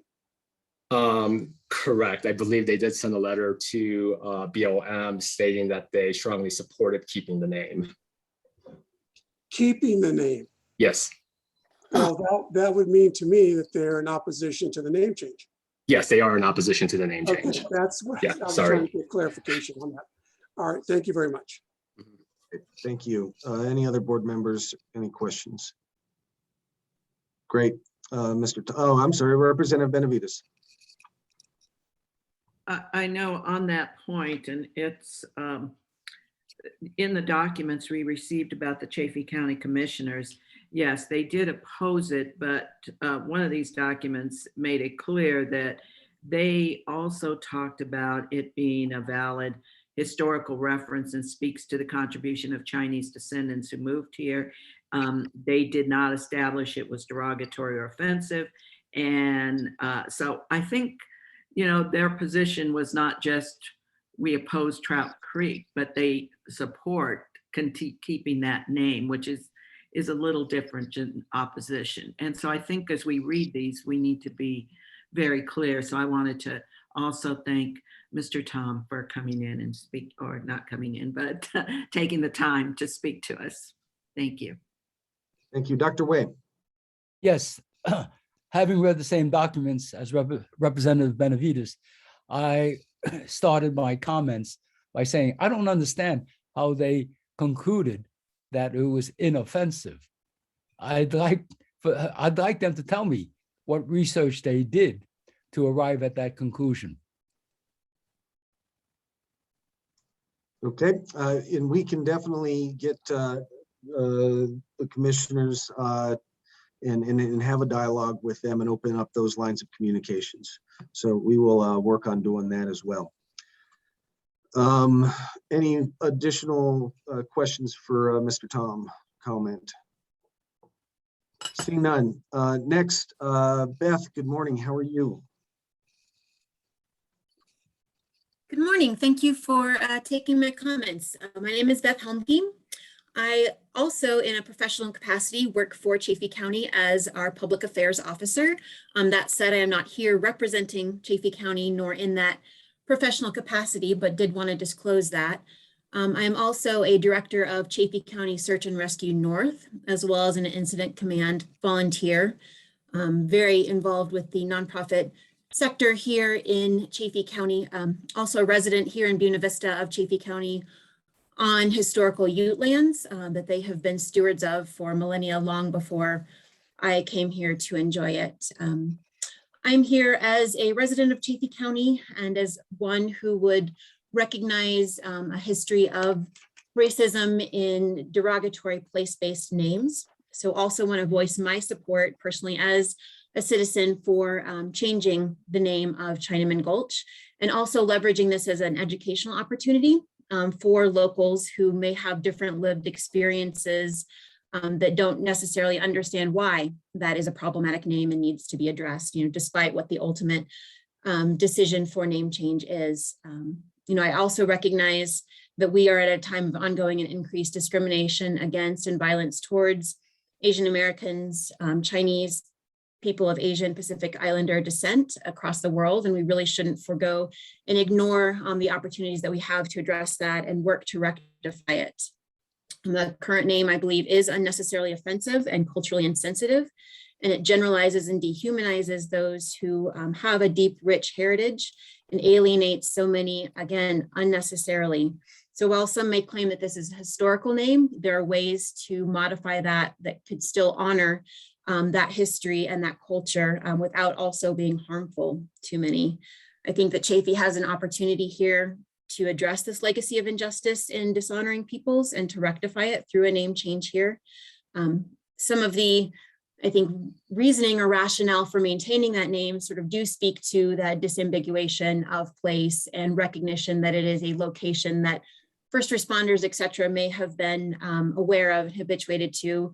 And from that perspective, from my search and rescue volunteerism, I can speak to that not being problematic. The way in which we respond is based upon longitudinal, latitudinal coordinates. We do not need to have these sort of local place-based names to know where we need to respond and how we need to address that. So I don't foresee that being something that cannot be overcome, be it with the Trout Creek Gulch or in some other capacity. So again, I appreciate the comments of the commissioners of the board, and I would offer my support in any way that I can help facilitate connections with local stakeholders, with local nonprofits, to help facilitate a selection of a name that would best represent those who you're looking to honor and best reflect how that can really be a celebration within the community instead of a blight on both Chafee County and this location, and something that would dishonor people that we really very much want to recognize as neighbors, citizens, friends, colleagues, as a part of our rich community. So thank you for providing me the opportunity to share my support for this name change. Great, thank you, Beth. Appreciate you taking the time to join us for your comments, and it might also be beneficial if you wouldn't mind reaching out to Miss Abad there with your information. We appreciate you. Any questions for Beth? Okay, thank you. And next up, Soon Beng Yip. Did I pronounce that correctly? Yes, you did. Good morning. How are you? Good. Well, thank you for the opportunity for me to speak in support of the name change. My name is Soon Beng Yip, and actually I'm with the newly formed nonprofit Colorado Asian Pacific United. We are a multi-generational group of leaders, creatives in Denver, and we are committed to enriching and enhancing the AAPI experience in Colorado. I wanted to speak on behalf of supporting the name change because having worked in academia on cultural identity of marginalized people, we all know that research studies have shown and found that hateful behavior starts with the so-called innocent racist slurs. And historically, Chinaman is a racist slur used by politicians to fuel distrust, prejudice, and hatred towards the Chinese community, leading to the Exclusion Act of 1882. And with the rise of recent AAPI hate, there is never a better time to make the change with the bigger goal of dismantling systemic racism in our community. So as a member of the AAPI community and the Colorado Asian Pacific United, I think that the continual use of the term Chinaman tends to demean, insult, and also mock a community just based on hurtful stereotypes, especially in mountain towns, which is attracting a lot of tourism in the state.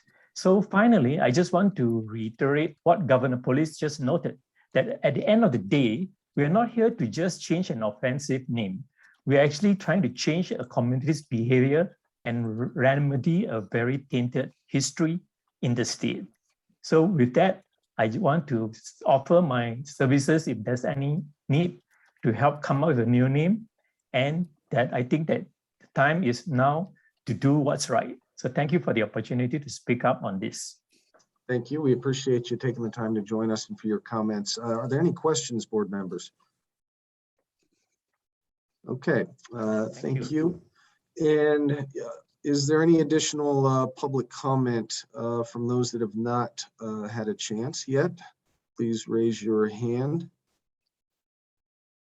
Got a comment there in the chat from JD. Yes, we will be recording your comment as well in the chat. So we do take note of those.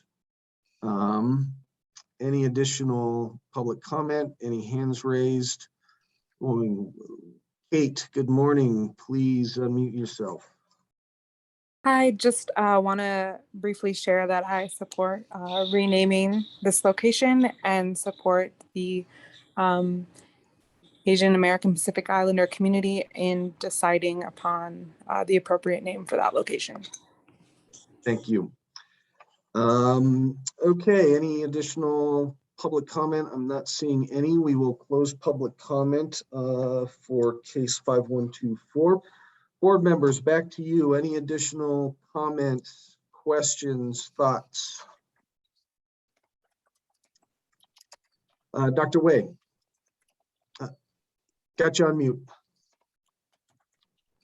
Apologies. Yes. When would you like us, that is the three of us who have agreed to address this issue, come back to the board with our findings?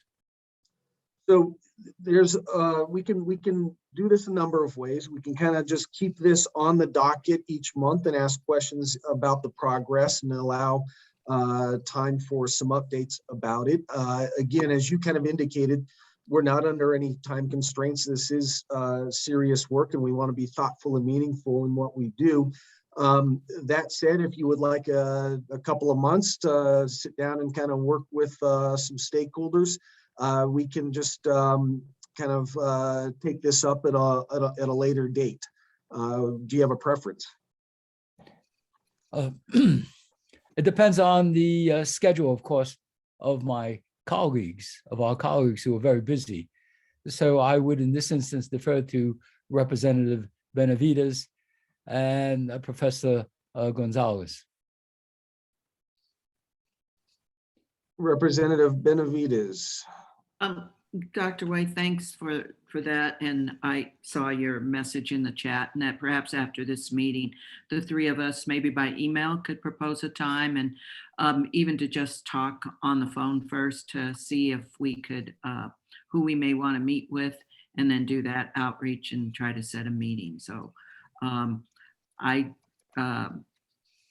yeah, if you want to send an email to the two of us and probably include Johnny Abad on that as well, so she can help us. Representative Benavides, let me real quick just interject for a second here. We're going to get we'll get some guidance from AG Beatty about conducting conversations amongst the board members. We've been working to avoid that. She did do some additional research, and we'll be forwarding that along. And so we will provide you that information, then try and work with you on a way forward to make sure that we are able to conduct this outreach. With that, real quick, Dr. Gonzalez, did you have anything to add? No, I don't have anything else to add. Thank you. Okay, thank you. All right, so we have a committee. Why don't we go ahead and we'll just go ahead and continue this. I think this is the easiest to next month, if that's okay, and we can see where we're going. And if we need to kind of continue it 2 months or 3 months down the road the next time around, we can do that. So any further comment, discussion, Dr. Wei? No, I think we have, as they say, our marching orders. Thank you very much, Tim. Okay, thank you. Okay, with that then, do I have a motion to continue USBGN case 5124 to November 18th? So moved. Got a motion and a second by Dr. Wei. Okay, any further discussion? Seeing none, all in favor signify by saying aye. Aye. Opposed, same sign. Motion carries. We will take this up next month and follow up on the progress, and also work with those that identified themselves on the committee to make sure that we proceed accordingly. With that, board members, I'm going to give us a pause here for how about a 7-minute break. We have, so it's 9:57. Let's come back at 10:05. Thank you.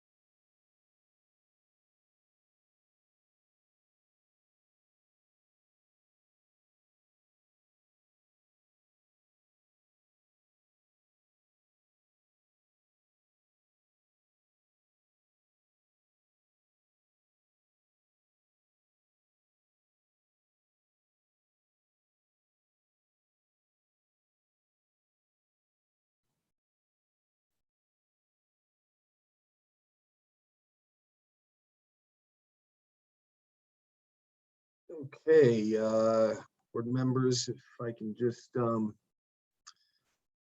get you to turn on your cameras for a second, make sure we've got everybody back.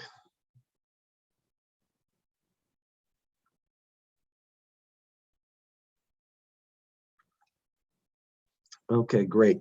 So we are now on to agenda item 14 here. Now introducing USBGN case 5153. This is on pages 79 to 97 of your packet. And this is to rename Redskin Mountain to Mount Jerome, located in Jefferson County. The proponent I have down is Sarah Chandler. Is Sarah Weed, it looks like there?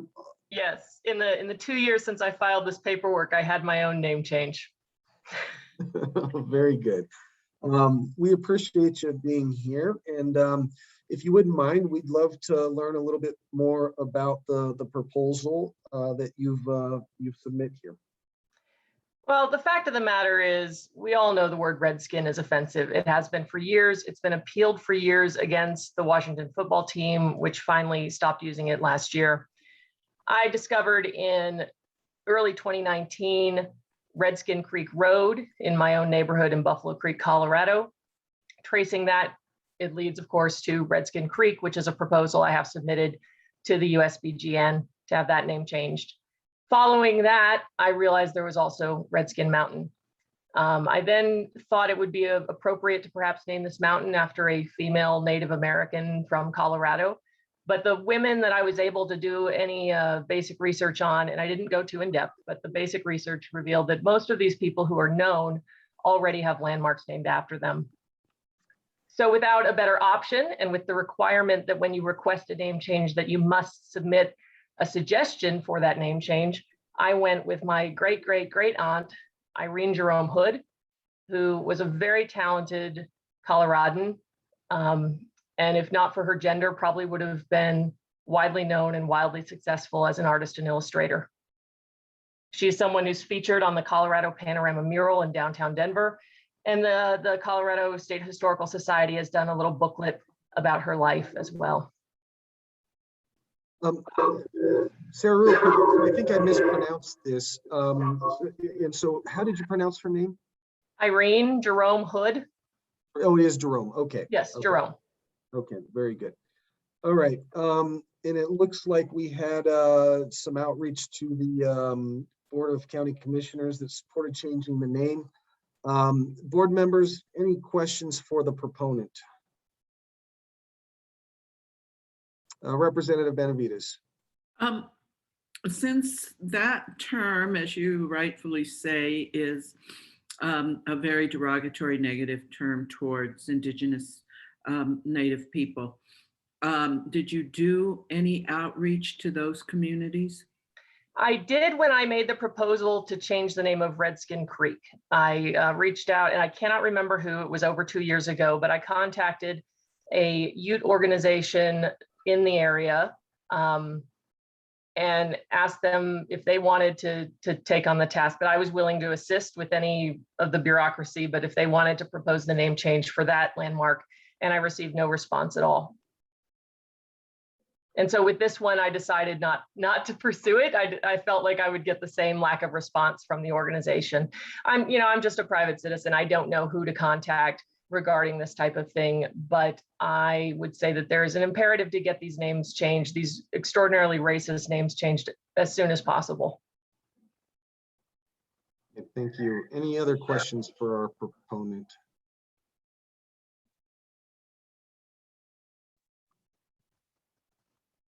All right, Sarah, we appreciate you coming on and having a conversation here. Any final thoughts before I hand this over to the board to consider? Great, thank you.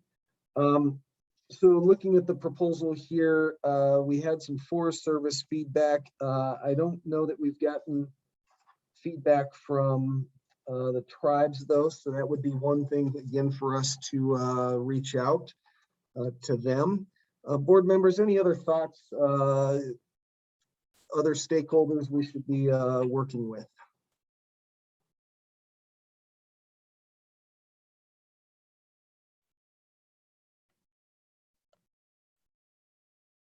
All right, seeing none, then maybe Director Redhorse, can I call on you and for us to work together on reaching out to solicit tribal feedback?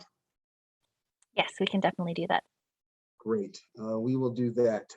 Anybody else have anything to say here on the board? Okay, with that, then let me go ahead and open public comment. Again, we'll keep our comments to about 3 minutes. Please raise your hand and we will call on you and have you take yourself off on mute. So is there any public comment at this time regarding case number 5153? Jesse, good morning. How are you?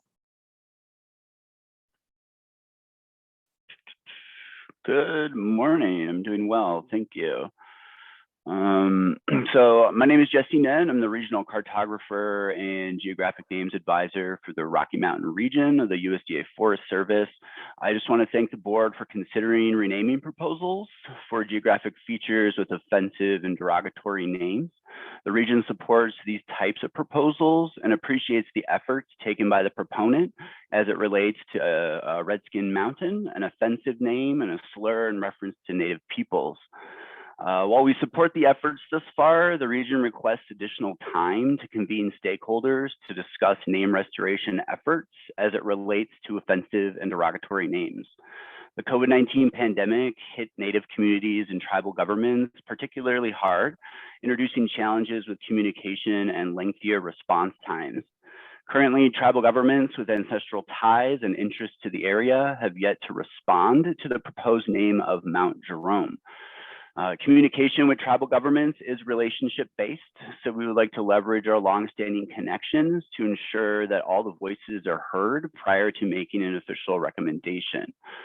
Irene Jerome Hood has a direct connection to the area and meets the requirements for a commemorative name. However, Policy 5, derogatory and offensive names of the principles, policies, and procedures governing the U.S. Board on Geographic Names does state, in proposing an alternate name, a conscientious effort must be made to offer an alternative name that does not eliminate or obscure the original intent of the geographic name as a historical record on the cultural landscape, taking into account the historical, cultural, and ethnic significance of the original name.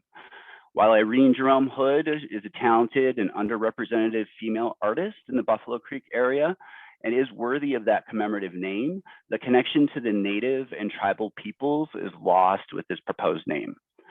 So before making a recommendation, we would request additional time for continued outreach to tribal governments, nonprofit organizations, by both the Colorado Board and the Forest Service to ensure that the proposed name aligns with restoration efforts here in Colorado.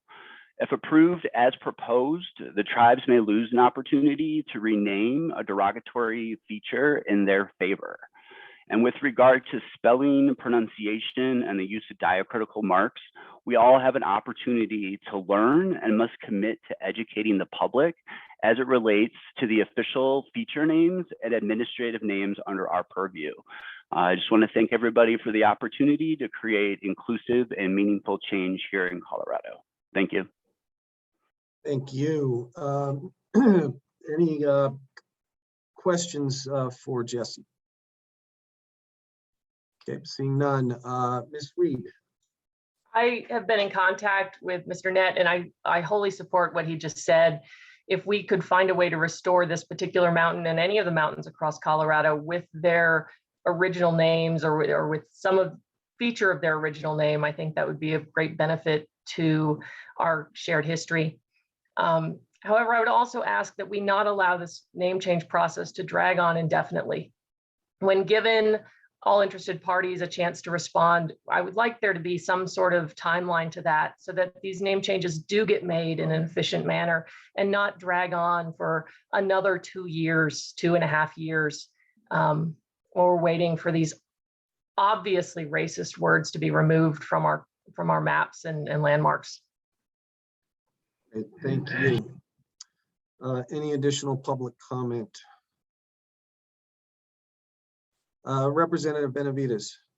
I just had a question for Mr. Net, since he works with the USDA Forest Service, and there's a lot of these are in different forests, and some are, you know, we have a state, I don't know the exact name of Forest Service, and I thought your remarks were very well stated, and I am just wondering, are you, particularly with what proposed names that might be in a different language, those remarks, are you meeting with the people in the state that over forests and working with them and maybe sharing your input with regard to naming these things in our forest areas? Absolutely. We've been, you know, working with our forest leadership. We've been leveraging the Office of Tribal Relations, our regional tribal relations program manager, who, you know, has these established connections. We're just trying to just sending an email to the 574 federally recognized tribes and just calling it, you know, done when there's no response. We don't feel that that's adequate. Well, regionally, we don't feel that that's adequate outreach. So, you know, we would like to stand up a committee to get stakeholders to come to the table just to educate about the name change process, just kind of let folks know what is on the docket so that, you know, we can get, you know, so we can restore these names on the landscape. We don't want to lose that connection to the history. You know, we would be happy to work, you know, with anybody here on the board if interested. I appreciated the comments from Ms. Limerick and also, you know, you, Representative Benavides. You know, if we have an opportunity to work with folks to open up that dialogue and conversation to pursue more inclusive, you know, naming here in Colorado, we are all about that, and you know, we would like to be part of that change. You know, and I agree with Sarah's comment or Ms. Weed's comment about, you know, these proposals going on and on and on. Once the name change is approved, you know, it's generally not going to be, you know, revisited for at least 5 years. So we would like to have an inclusive name that, you know, works with the principles, policies, and procedures, that works with the board. You know, we would like to satisfy all those requirements, but we also don't want to make these, you know, decisions hastily. We just want to make sure that voices are heard, that they're representative of, you know, the cultural landscape here in Colorado. So, you know, if anybody would like to work with us, this is something that we would like to pursue, and, you know, we would appreciate your support on that. Great. Mr. Net, we're going to take you up on that. So along with Dr. Redhorse, we'll be in touch and coordinate our efforts in the outreach, and appreciate taking the time here to attend these meetings and provide this input. Any other questions for Mr. Net or for Ms. Weed?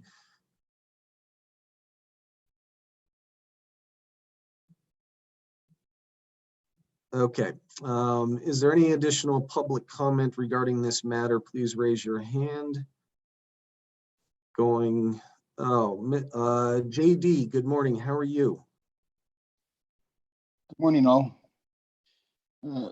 Initially, I apologize, I wasn't going to say anything, but I thought this is important, and it's not within this particular subject, but if I can share, please, everybody humor me. Way back in the day, my dad talked about La Raza Park. And he said, you know, we need to go before this process that we're doing here to change it. It's been years that name was there, and my dad's dead now. He never did see the name change. And so I hope everybody doesn't mind that it's not on per se the subject, but what Sarah did bring up. Sometimes these things drag on and on. And my dad never did see the name change. It took the bravery of one woman to actually pull us through, and there was a lot of feedback, or a lot of pushback even now. And sometimes there's more, time is the essence more than what I think people really understand. I don't have my words together, so I appreciate if everybody understands what I'm saying. And if you have questions, I can maybe clarify, but I'm having a hard time formulating the words that I need to put in. So I appreciate the time. You bet, JD, and I believe that we do understand what you're saying and appreciate you sharing your personal story. Are there any questions for JD? Okay, any additional public comment going once, twice, 3 times? We will close public comment on this matter. Okay, so we identified that we'll be working with Director Redhorse and Mr. Ned at the Forest Service on some additional outreach to the tribes. Are there any other additional stakeholders outreach that we should include? Seeing none, if there are no more general comments, do we have a motion to continue this to our November 18th meeting? And that is to continue US BGN case 5153. So moved. Got a motion and a second. Was that you, Director Barry? Yes. Okay, thank you. Any further discussion? Seeing none, all in favor, signify by saying aye. Aye. Aye. Opposed, same sign. Motion carries. Okay, now down to our last proposal, agenda item 16, introducing US BGN case 5310, pages 98 to 139 on your packet. And this is to change the name of Calkins Lake to Union Reservoir. I've got the proponent as the USBGN, and with that, I believe Ms. Runyon, if you are still on, provide a little bit of background. What I understand is that this name has been referred to Union Reservoir locally for years. I've actually known it as Union Reservoir. I was surprised to see it on the map as Calkins Lake, but I'll let you go ahead and explain the proposal. Thank you, Tim. This is almost classified as just a database correction. It just came to our attention. It was actually a Twitter question that came into the USGS Twitter account manager. And I should preface by saying that it's very infrequent that the US BGN staff initiates a proposal. It's typically like this: when we get an inquiry regarding a name in the database, nobody from the public initiated this per se. There's no proposal form, although the Twitter question came from a local resident who forwarded it on to us, and we said, well, given the discrepancy on federal products, we ought to take this to the BGN for resolution. There were 2 entries in the database, as it happens. One, Calkins Lake, which comes from USGS topographic maps, have carried that name since 1904. And there are a lot of published references to Calkins Lake over the years. But we had a second entry in the database for Union Reservoir, having collected that name from a US Army Corps of Engineers inventory of dams and reservoirs several years ago. So we already had 2 entries in the database, and it just really kind of comes down to picking which one is the most appropriate. We actually deleted the duplicate record. As it stands right now, Calkins Lake is the official name for federal use. Union Reservoir is already recorded as a variant. So if approved, it would simply be a matter of just sort of switching it in the database. So in the research that we did, it was pretty obvious as time went on, usage evolved. And I don't know how much was in the write-up we shared, but there's a chronology that sort of shows over time that usage has indeed evolved from Calkins Reservoir, Calkins Lake. It appears that when a dam was put on the reservoir, the name Union Reservoir sort of started to come into use. There's something called the Union Reservoir Company that manages the area. Calkins kind of fell out of usage. There is a smaller lake very close by, but just coincidentally across the county line. It's, considering how close they are, there's a county boundary between the two. And that is known locally as Calkins Lake. So if we are to retain Calkins Lake for the big lake, proposed Union Reservoir, you'd have two Calkins Lakes literally side by side. And there's that example of duplication and confusion. So it really is just a request from the BGN staff to resolve discrepancy in the database and to eliminate a duplicate name and clearly to recognize local present day use. Yes, Tim says, he's familiar with that name already. A search online, there's a lot of references to Union Reservoir, formerly Calkins Lake, unofficially Union Reservoir, officially Calkins Lake, again, formerly known as. The city of Longmont responded that yes, absolutely, the name should be changed to Union Reservoir. Weld County said they had no official opinion, but would defer to the city. And the representative from the City of Longmont Water Resources Division, who also is the president of the Union Reservoir Company, said obviously they support the change. There are no objections, no responses from the tribes, not on federally managed land. And I think that about summarizes it. Okay, thank you. So I understood that the City of Longmont does support the, Yes. Okay. Absolutely. Very good. Board members, questions? Representative Benavides.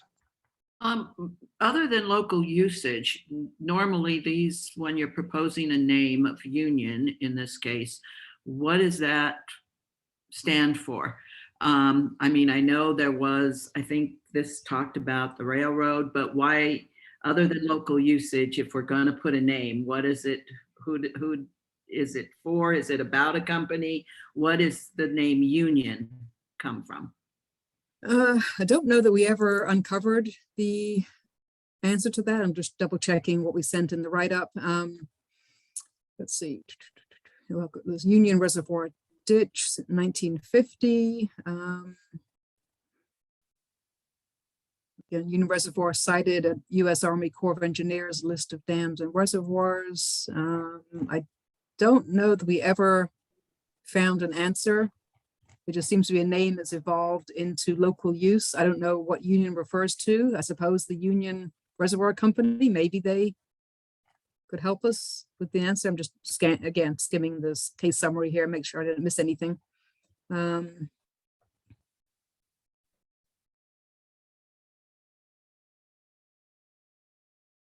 I did not No. notice. Yeah, I didn't see anything that refers to what the word union refers to. It looks like the first usage dates back to, yeah, scrolling up here. The Army Map Service used the name Union Reservoir in 1957. Seems to be the first occurrence of that name. So sorry, yeah, we don't know where union comes from. Any additional questions for Ms. Runyon from the board? Okay, seeing none, let me open this up to public comment here. I see we've got one individual. Ken, go ahead and take yourself off mute. Good morning, how are you? Good morning, can you hear me? Yes. Yes, thank you very much. Ken Houston, I'm the Water Resources Manager at the City of Longmont, as well as the President of the Board of the Union Reservoir Company. And so, yes, we do support this. Real briefly, I can give you just a tiny bit of history on Union Reservoir and the name. It actually comes from what today we call the city of Greeley. Greeley was actually the Union colony formed by a group of colonists that came out from Chicago. And later Union Colony was renamed Greeley, but the Union Colony formed the Union Ditch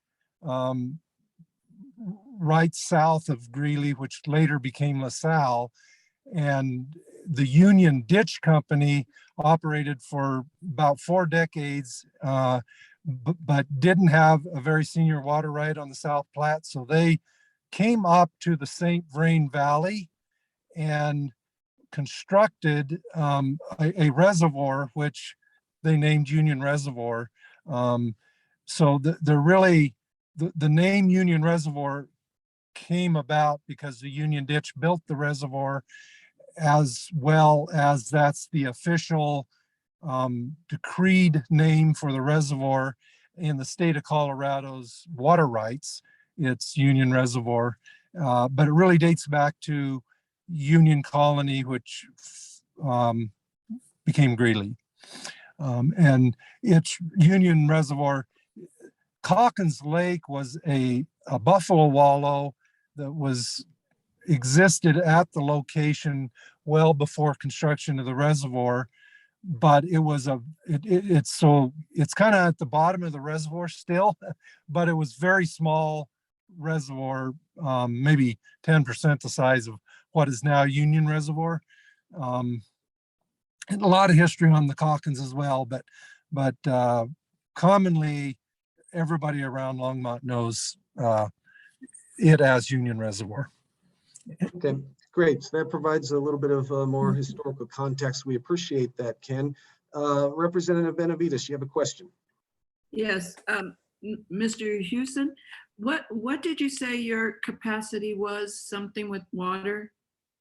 So I work for the city of Longmont. I'm the water resources manager. So I manage the city's water rights, reservoirs, raw water system. And as part of that job, I sit on the board of directors of the Union Reservoir Company. Okay, I'm not sure if you would know the answer to this next question, but maybe Ms. Runyon might, because I know from a meet and greet we did with residents in the Greeley area a couple of months ago, that water rights are becoming a lot more problematic, and more sale of those in that area have occurred, and will continue to occur as long as we stay in the situation we're in the state, in basically a continuing drought and and water shortages. What does that do to this change, if we were to make it, to the transfers of water rights of individuals? It won't affect the water rights in the reservoir because they're already in the name of Union Reservoir. So anything to do with water rights will continue to use the name Union Reservoir. If anything, it will probably help clarify if somebody wants to know where does this water right sit, they can pull out a topo map and it'll, instead of saying Calkins Lake, it'll say Union Reservoir. And so I think it'll actually help clarify the official name from a water rights standpoint, but it won't impact one way or the other the water rights for those owners of the Union Reservoir Company. Okay, thank you. Any follow-up questions? All right. I see that Representative Will, did you have a question there? Yes. Yeah, thank you, Tim. I just wanted to, has there been outreach to the Calkins family? Is there any descendants still there around the area? Ken, would you be able to answer that? You know, I'm not aware of any descendants of the Calkins family. There may be, but I've been in Longmont for 35 years and I haven't met anybody with the Calkins name. Thank you. Okay, thank you. It's an interesting question. I'm not sure how, this is where my knowledge stops on these issues, is how we would find that out necessarily. There might be a way. JD, I see you've got your hand up. Go ahead and unmute yourself. And when I pause, what I'm doing is I'm waiting, I'm trying to formulate a word in my mind so I don't say something that is going to sound bad, but that was my fear, particularly when it was referenced at Greeley, where Greeley started. If you look at the history of Greeley, it was a pretty restrictive community back in the day. And what I have to say, it absolutely unequivocally pertains to what we're talking about here. There was a church here that was actually, the minister not only was she a woman, but she's a Black woman. She received a picture of a hangman's noose. This entire area, as you know, the secession was talked about twice. Where I live, I've actually watched the Klan actually solicit right across from me. I would be very cautious, because that's why when I put that word in there, I'd mention what does that mean, because it really does have a heavy connotation for what's actually happening within this community, within Weld County. And if you even also remember, Weld County Sheriff actually called one of our representatives a terrorist.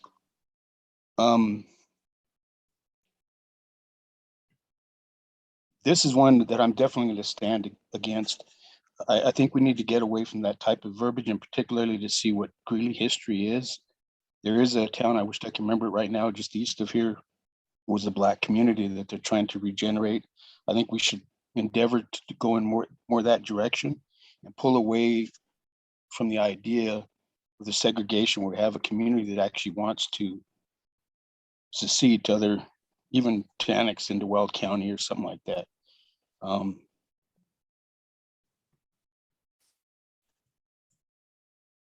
Yeah, yeah. Okay, no, we appreciate your comment. Are there any questions for JD? Representative Benavides. Mr. Rubel, so I understand your comment. Are you saying that if the term union represents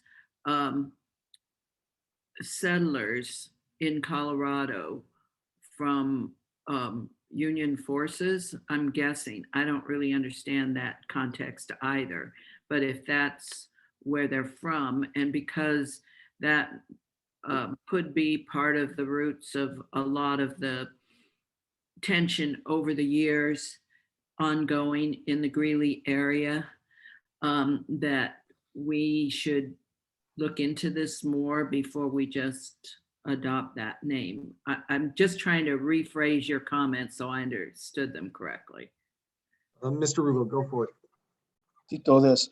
Es muy importante for esto, because when you look at people that are here and you see the Patriots, y los Proud Boys y todo como eso, you know, all the people like that, they always have a connotation that ties right back to the, whether you want to call it the founding days, the Confederate, whichever side you want to call it, it has those connotations.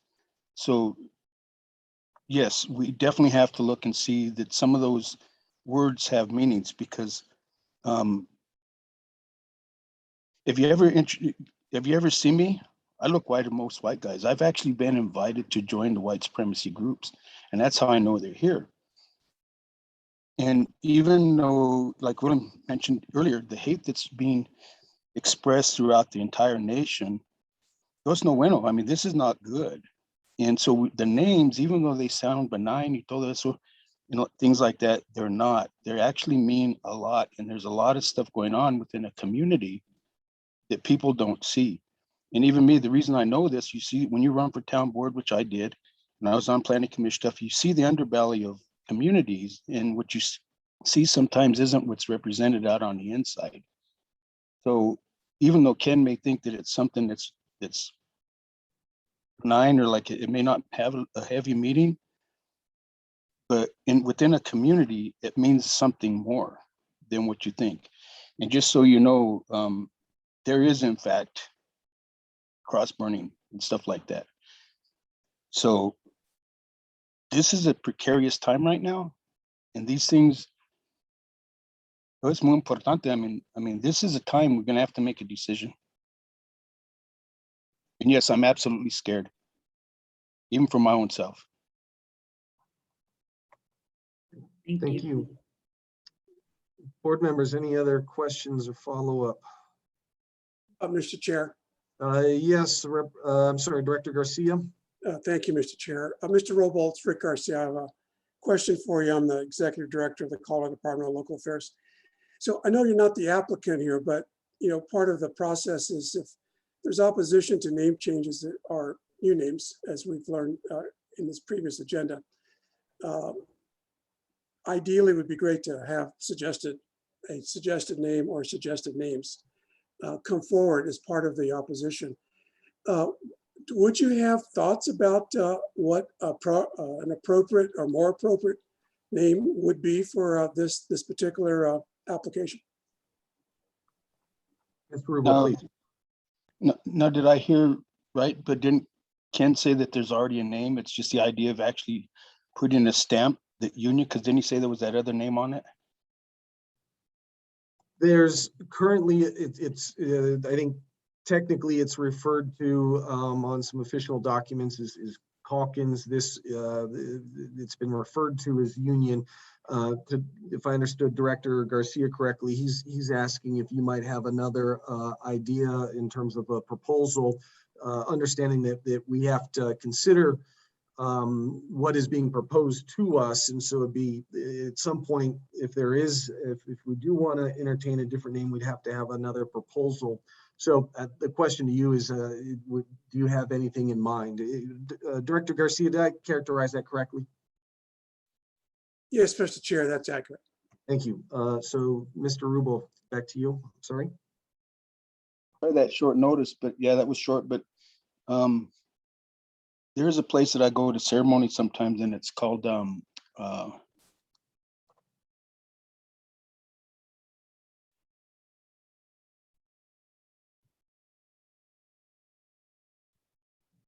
Butcher Island. There was a battle there. Beecher? Yeah. If there was a battle that happened there, and if we can actually honor some of the indigenous tribes or the members that were actually lost their lives, maybe something like that. Again, this is short notice, so I didn't have enough time to look at this. My main concern was just the idea of what the connotation with that name is. So I apologize, but yeah, if you look at Beecher Island, I'm sure that there's some ideas there, and also within the idea that they're trying to rebuild that community that was a community of Black people. And by the way, my grandmother's Black. So it's importante también. So if you can actually name something within that community, there might be two different directions that you can go in that actually honors folks that have actually been within this area during the times of the upheaval, or whatever you want to call it, when things are really bad through here. So I give those two suggestions. Somebody that died in the Battle of the Beecher Island, and or the community of, I wish I can remember that town, my friends, but I just can't remember it right now. I think it's called Deerfield. There it is. Yeah, there it is. Yes, absolutely. Okay, thank you. Dr. Gonzalez. Hi, I just want to thank you, Mr. Ribble, for bringing this up. I don't know that much about the history that you're talking about, but I was wondering if there are any groups that you would recommend, either community groups or maybe historical societies that we could reach out to for more context, more information, and maybe solicit a new proposal. Mr. Rubel. I wished I could tell you. A lot of the groups, as you know, when they talked about the secession, a lot of the different entities that are here, and there are some Chicano groups and things that are actually tied in with the city of Greeley. But if you notice, when they talk about the secession, you take a look at a lot of the people and a lot of the demographics, particularly if you look at some of the representatives that come from this area, they kind of have all the same mindset. So I wished I could actually guide you in that direction. But what I had to do is step back, because like I said, I've been in this community, an active member of the community for a while, but for my own safety, I actually had to step back because I truly am scared. I really am. And I tell everybody that I know, if they think I committed suicide by hanging myself across the street, no, I didn't, because it really is that serious. So I wished I can tell you. I really, truly wished I can tell you who to go to, but I truly don't know. Thank you. Any additional questions? All right, is there any additional public comment? Please raise your hand. Going once, twice, we will close public comment. Board members, what is your preference?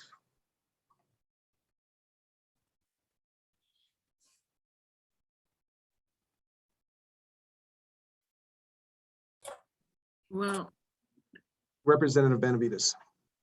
I think it's pretty clear that there wasn't enough outreach done to some of these areas. So I think we need to try to redo or do more outreach to some of the other groups that were mentioned in this.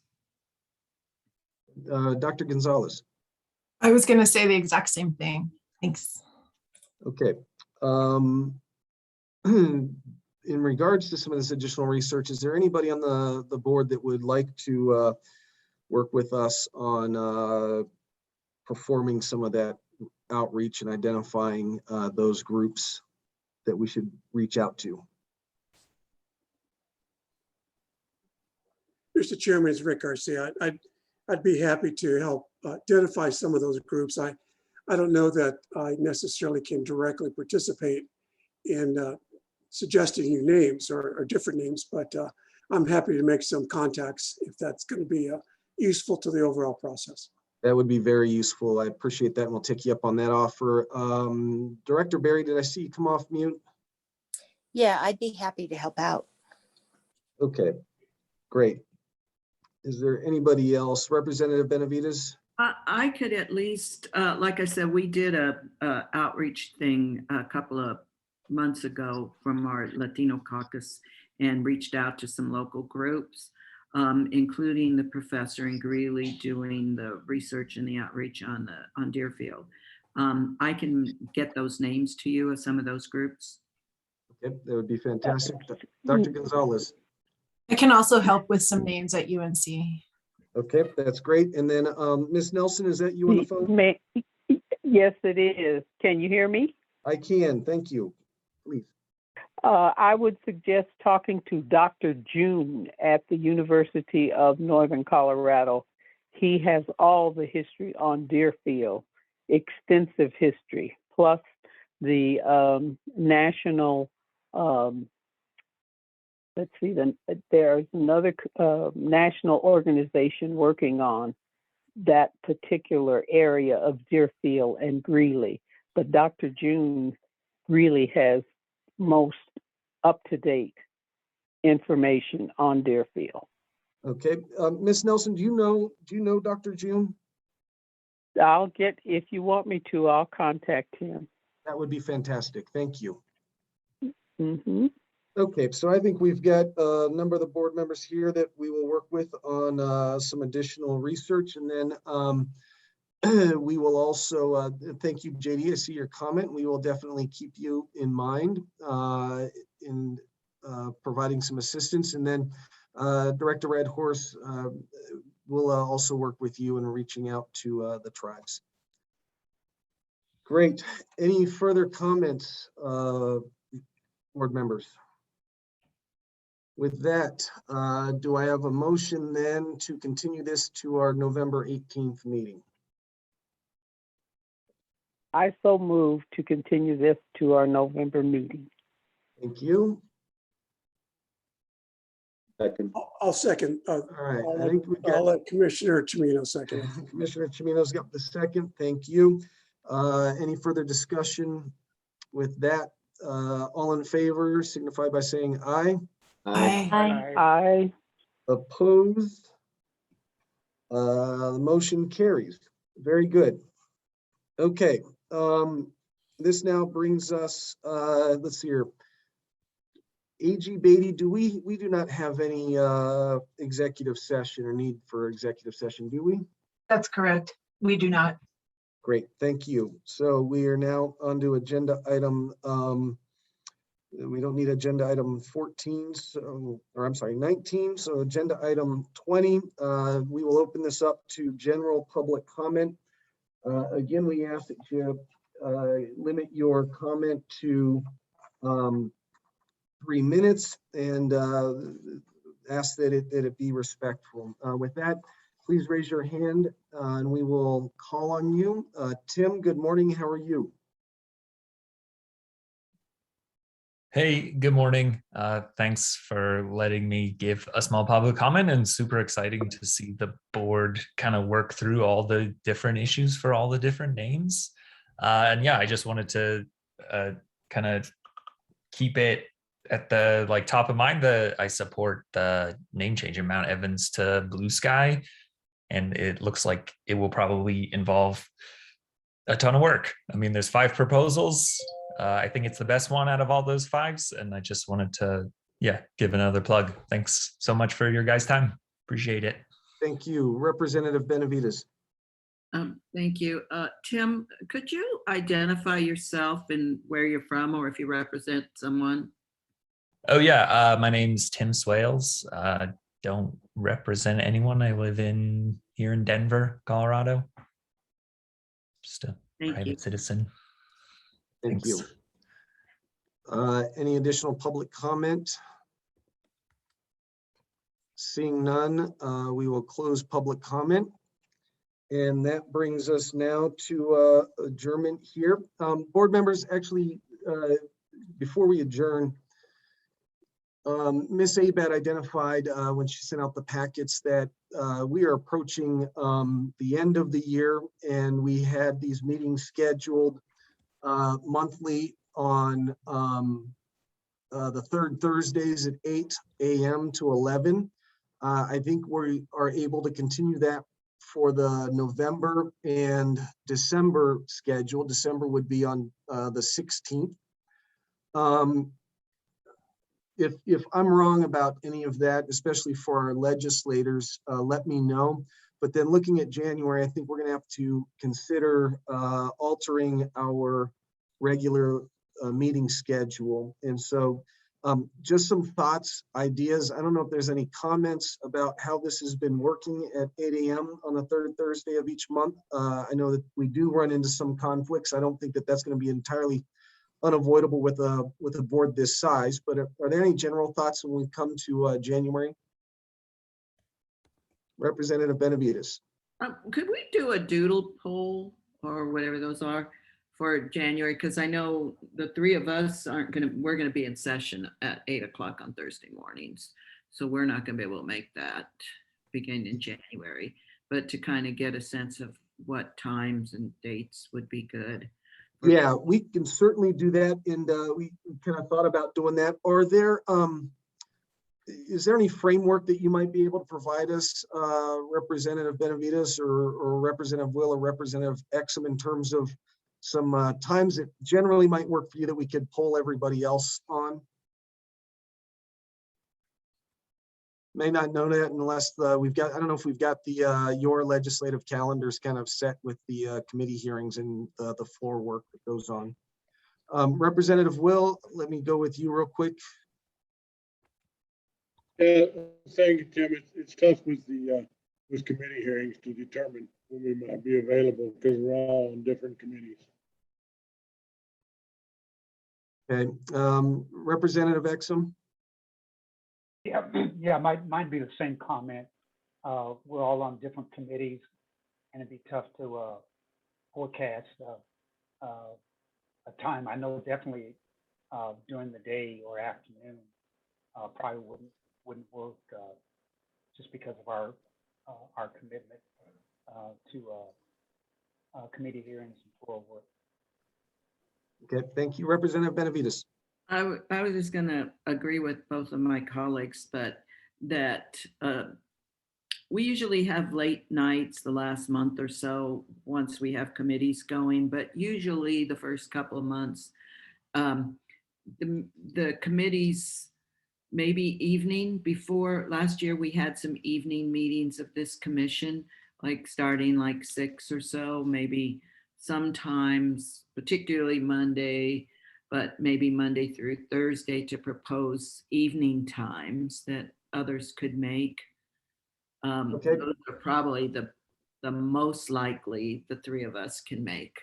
Okay, let me extend this to the rest of the board members. So if we do 6 o'clock, I don't know if we're getting too late going until 9 o'clock, or what bedtimes or other responsibilities might look like, or do we kind of narrow this back down to like 6 to 8? Any thoughts or ideas here?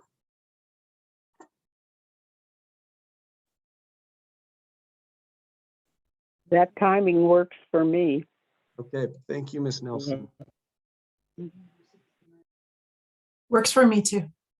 Okay, so when we say it works, it would, like, if we go until 9 o'clock, does that get kind of late? I mean, those are long days for everybody, or do we want to kind of pare it down to 2 hours here? Dr. Wei, were you saying something?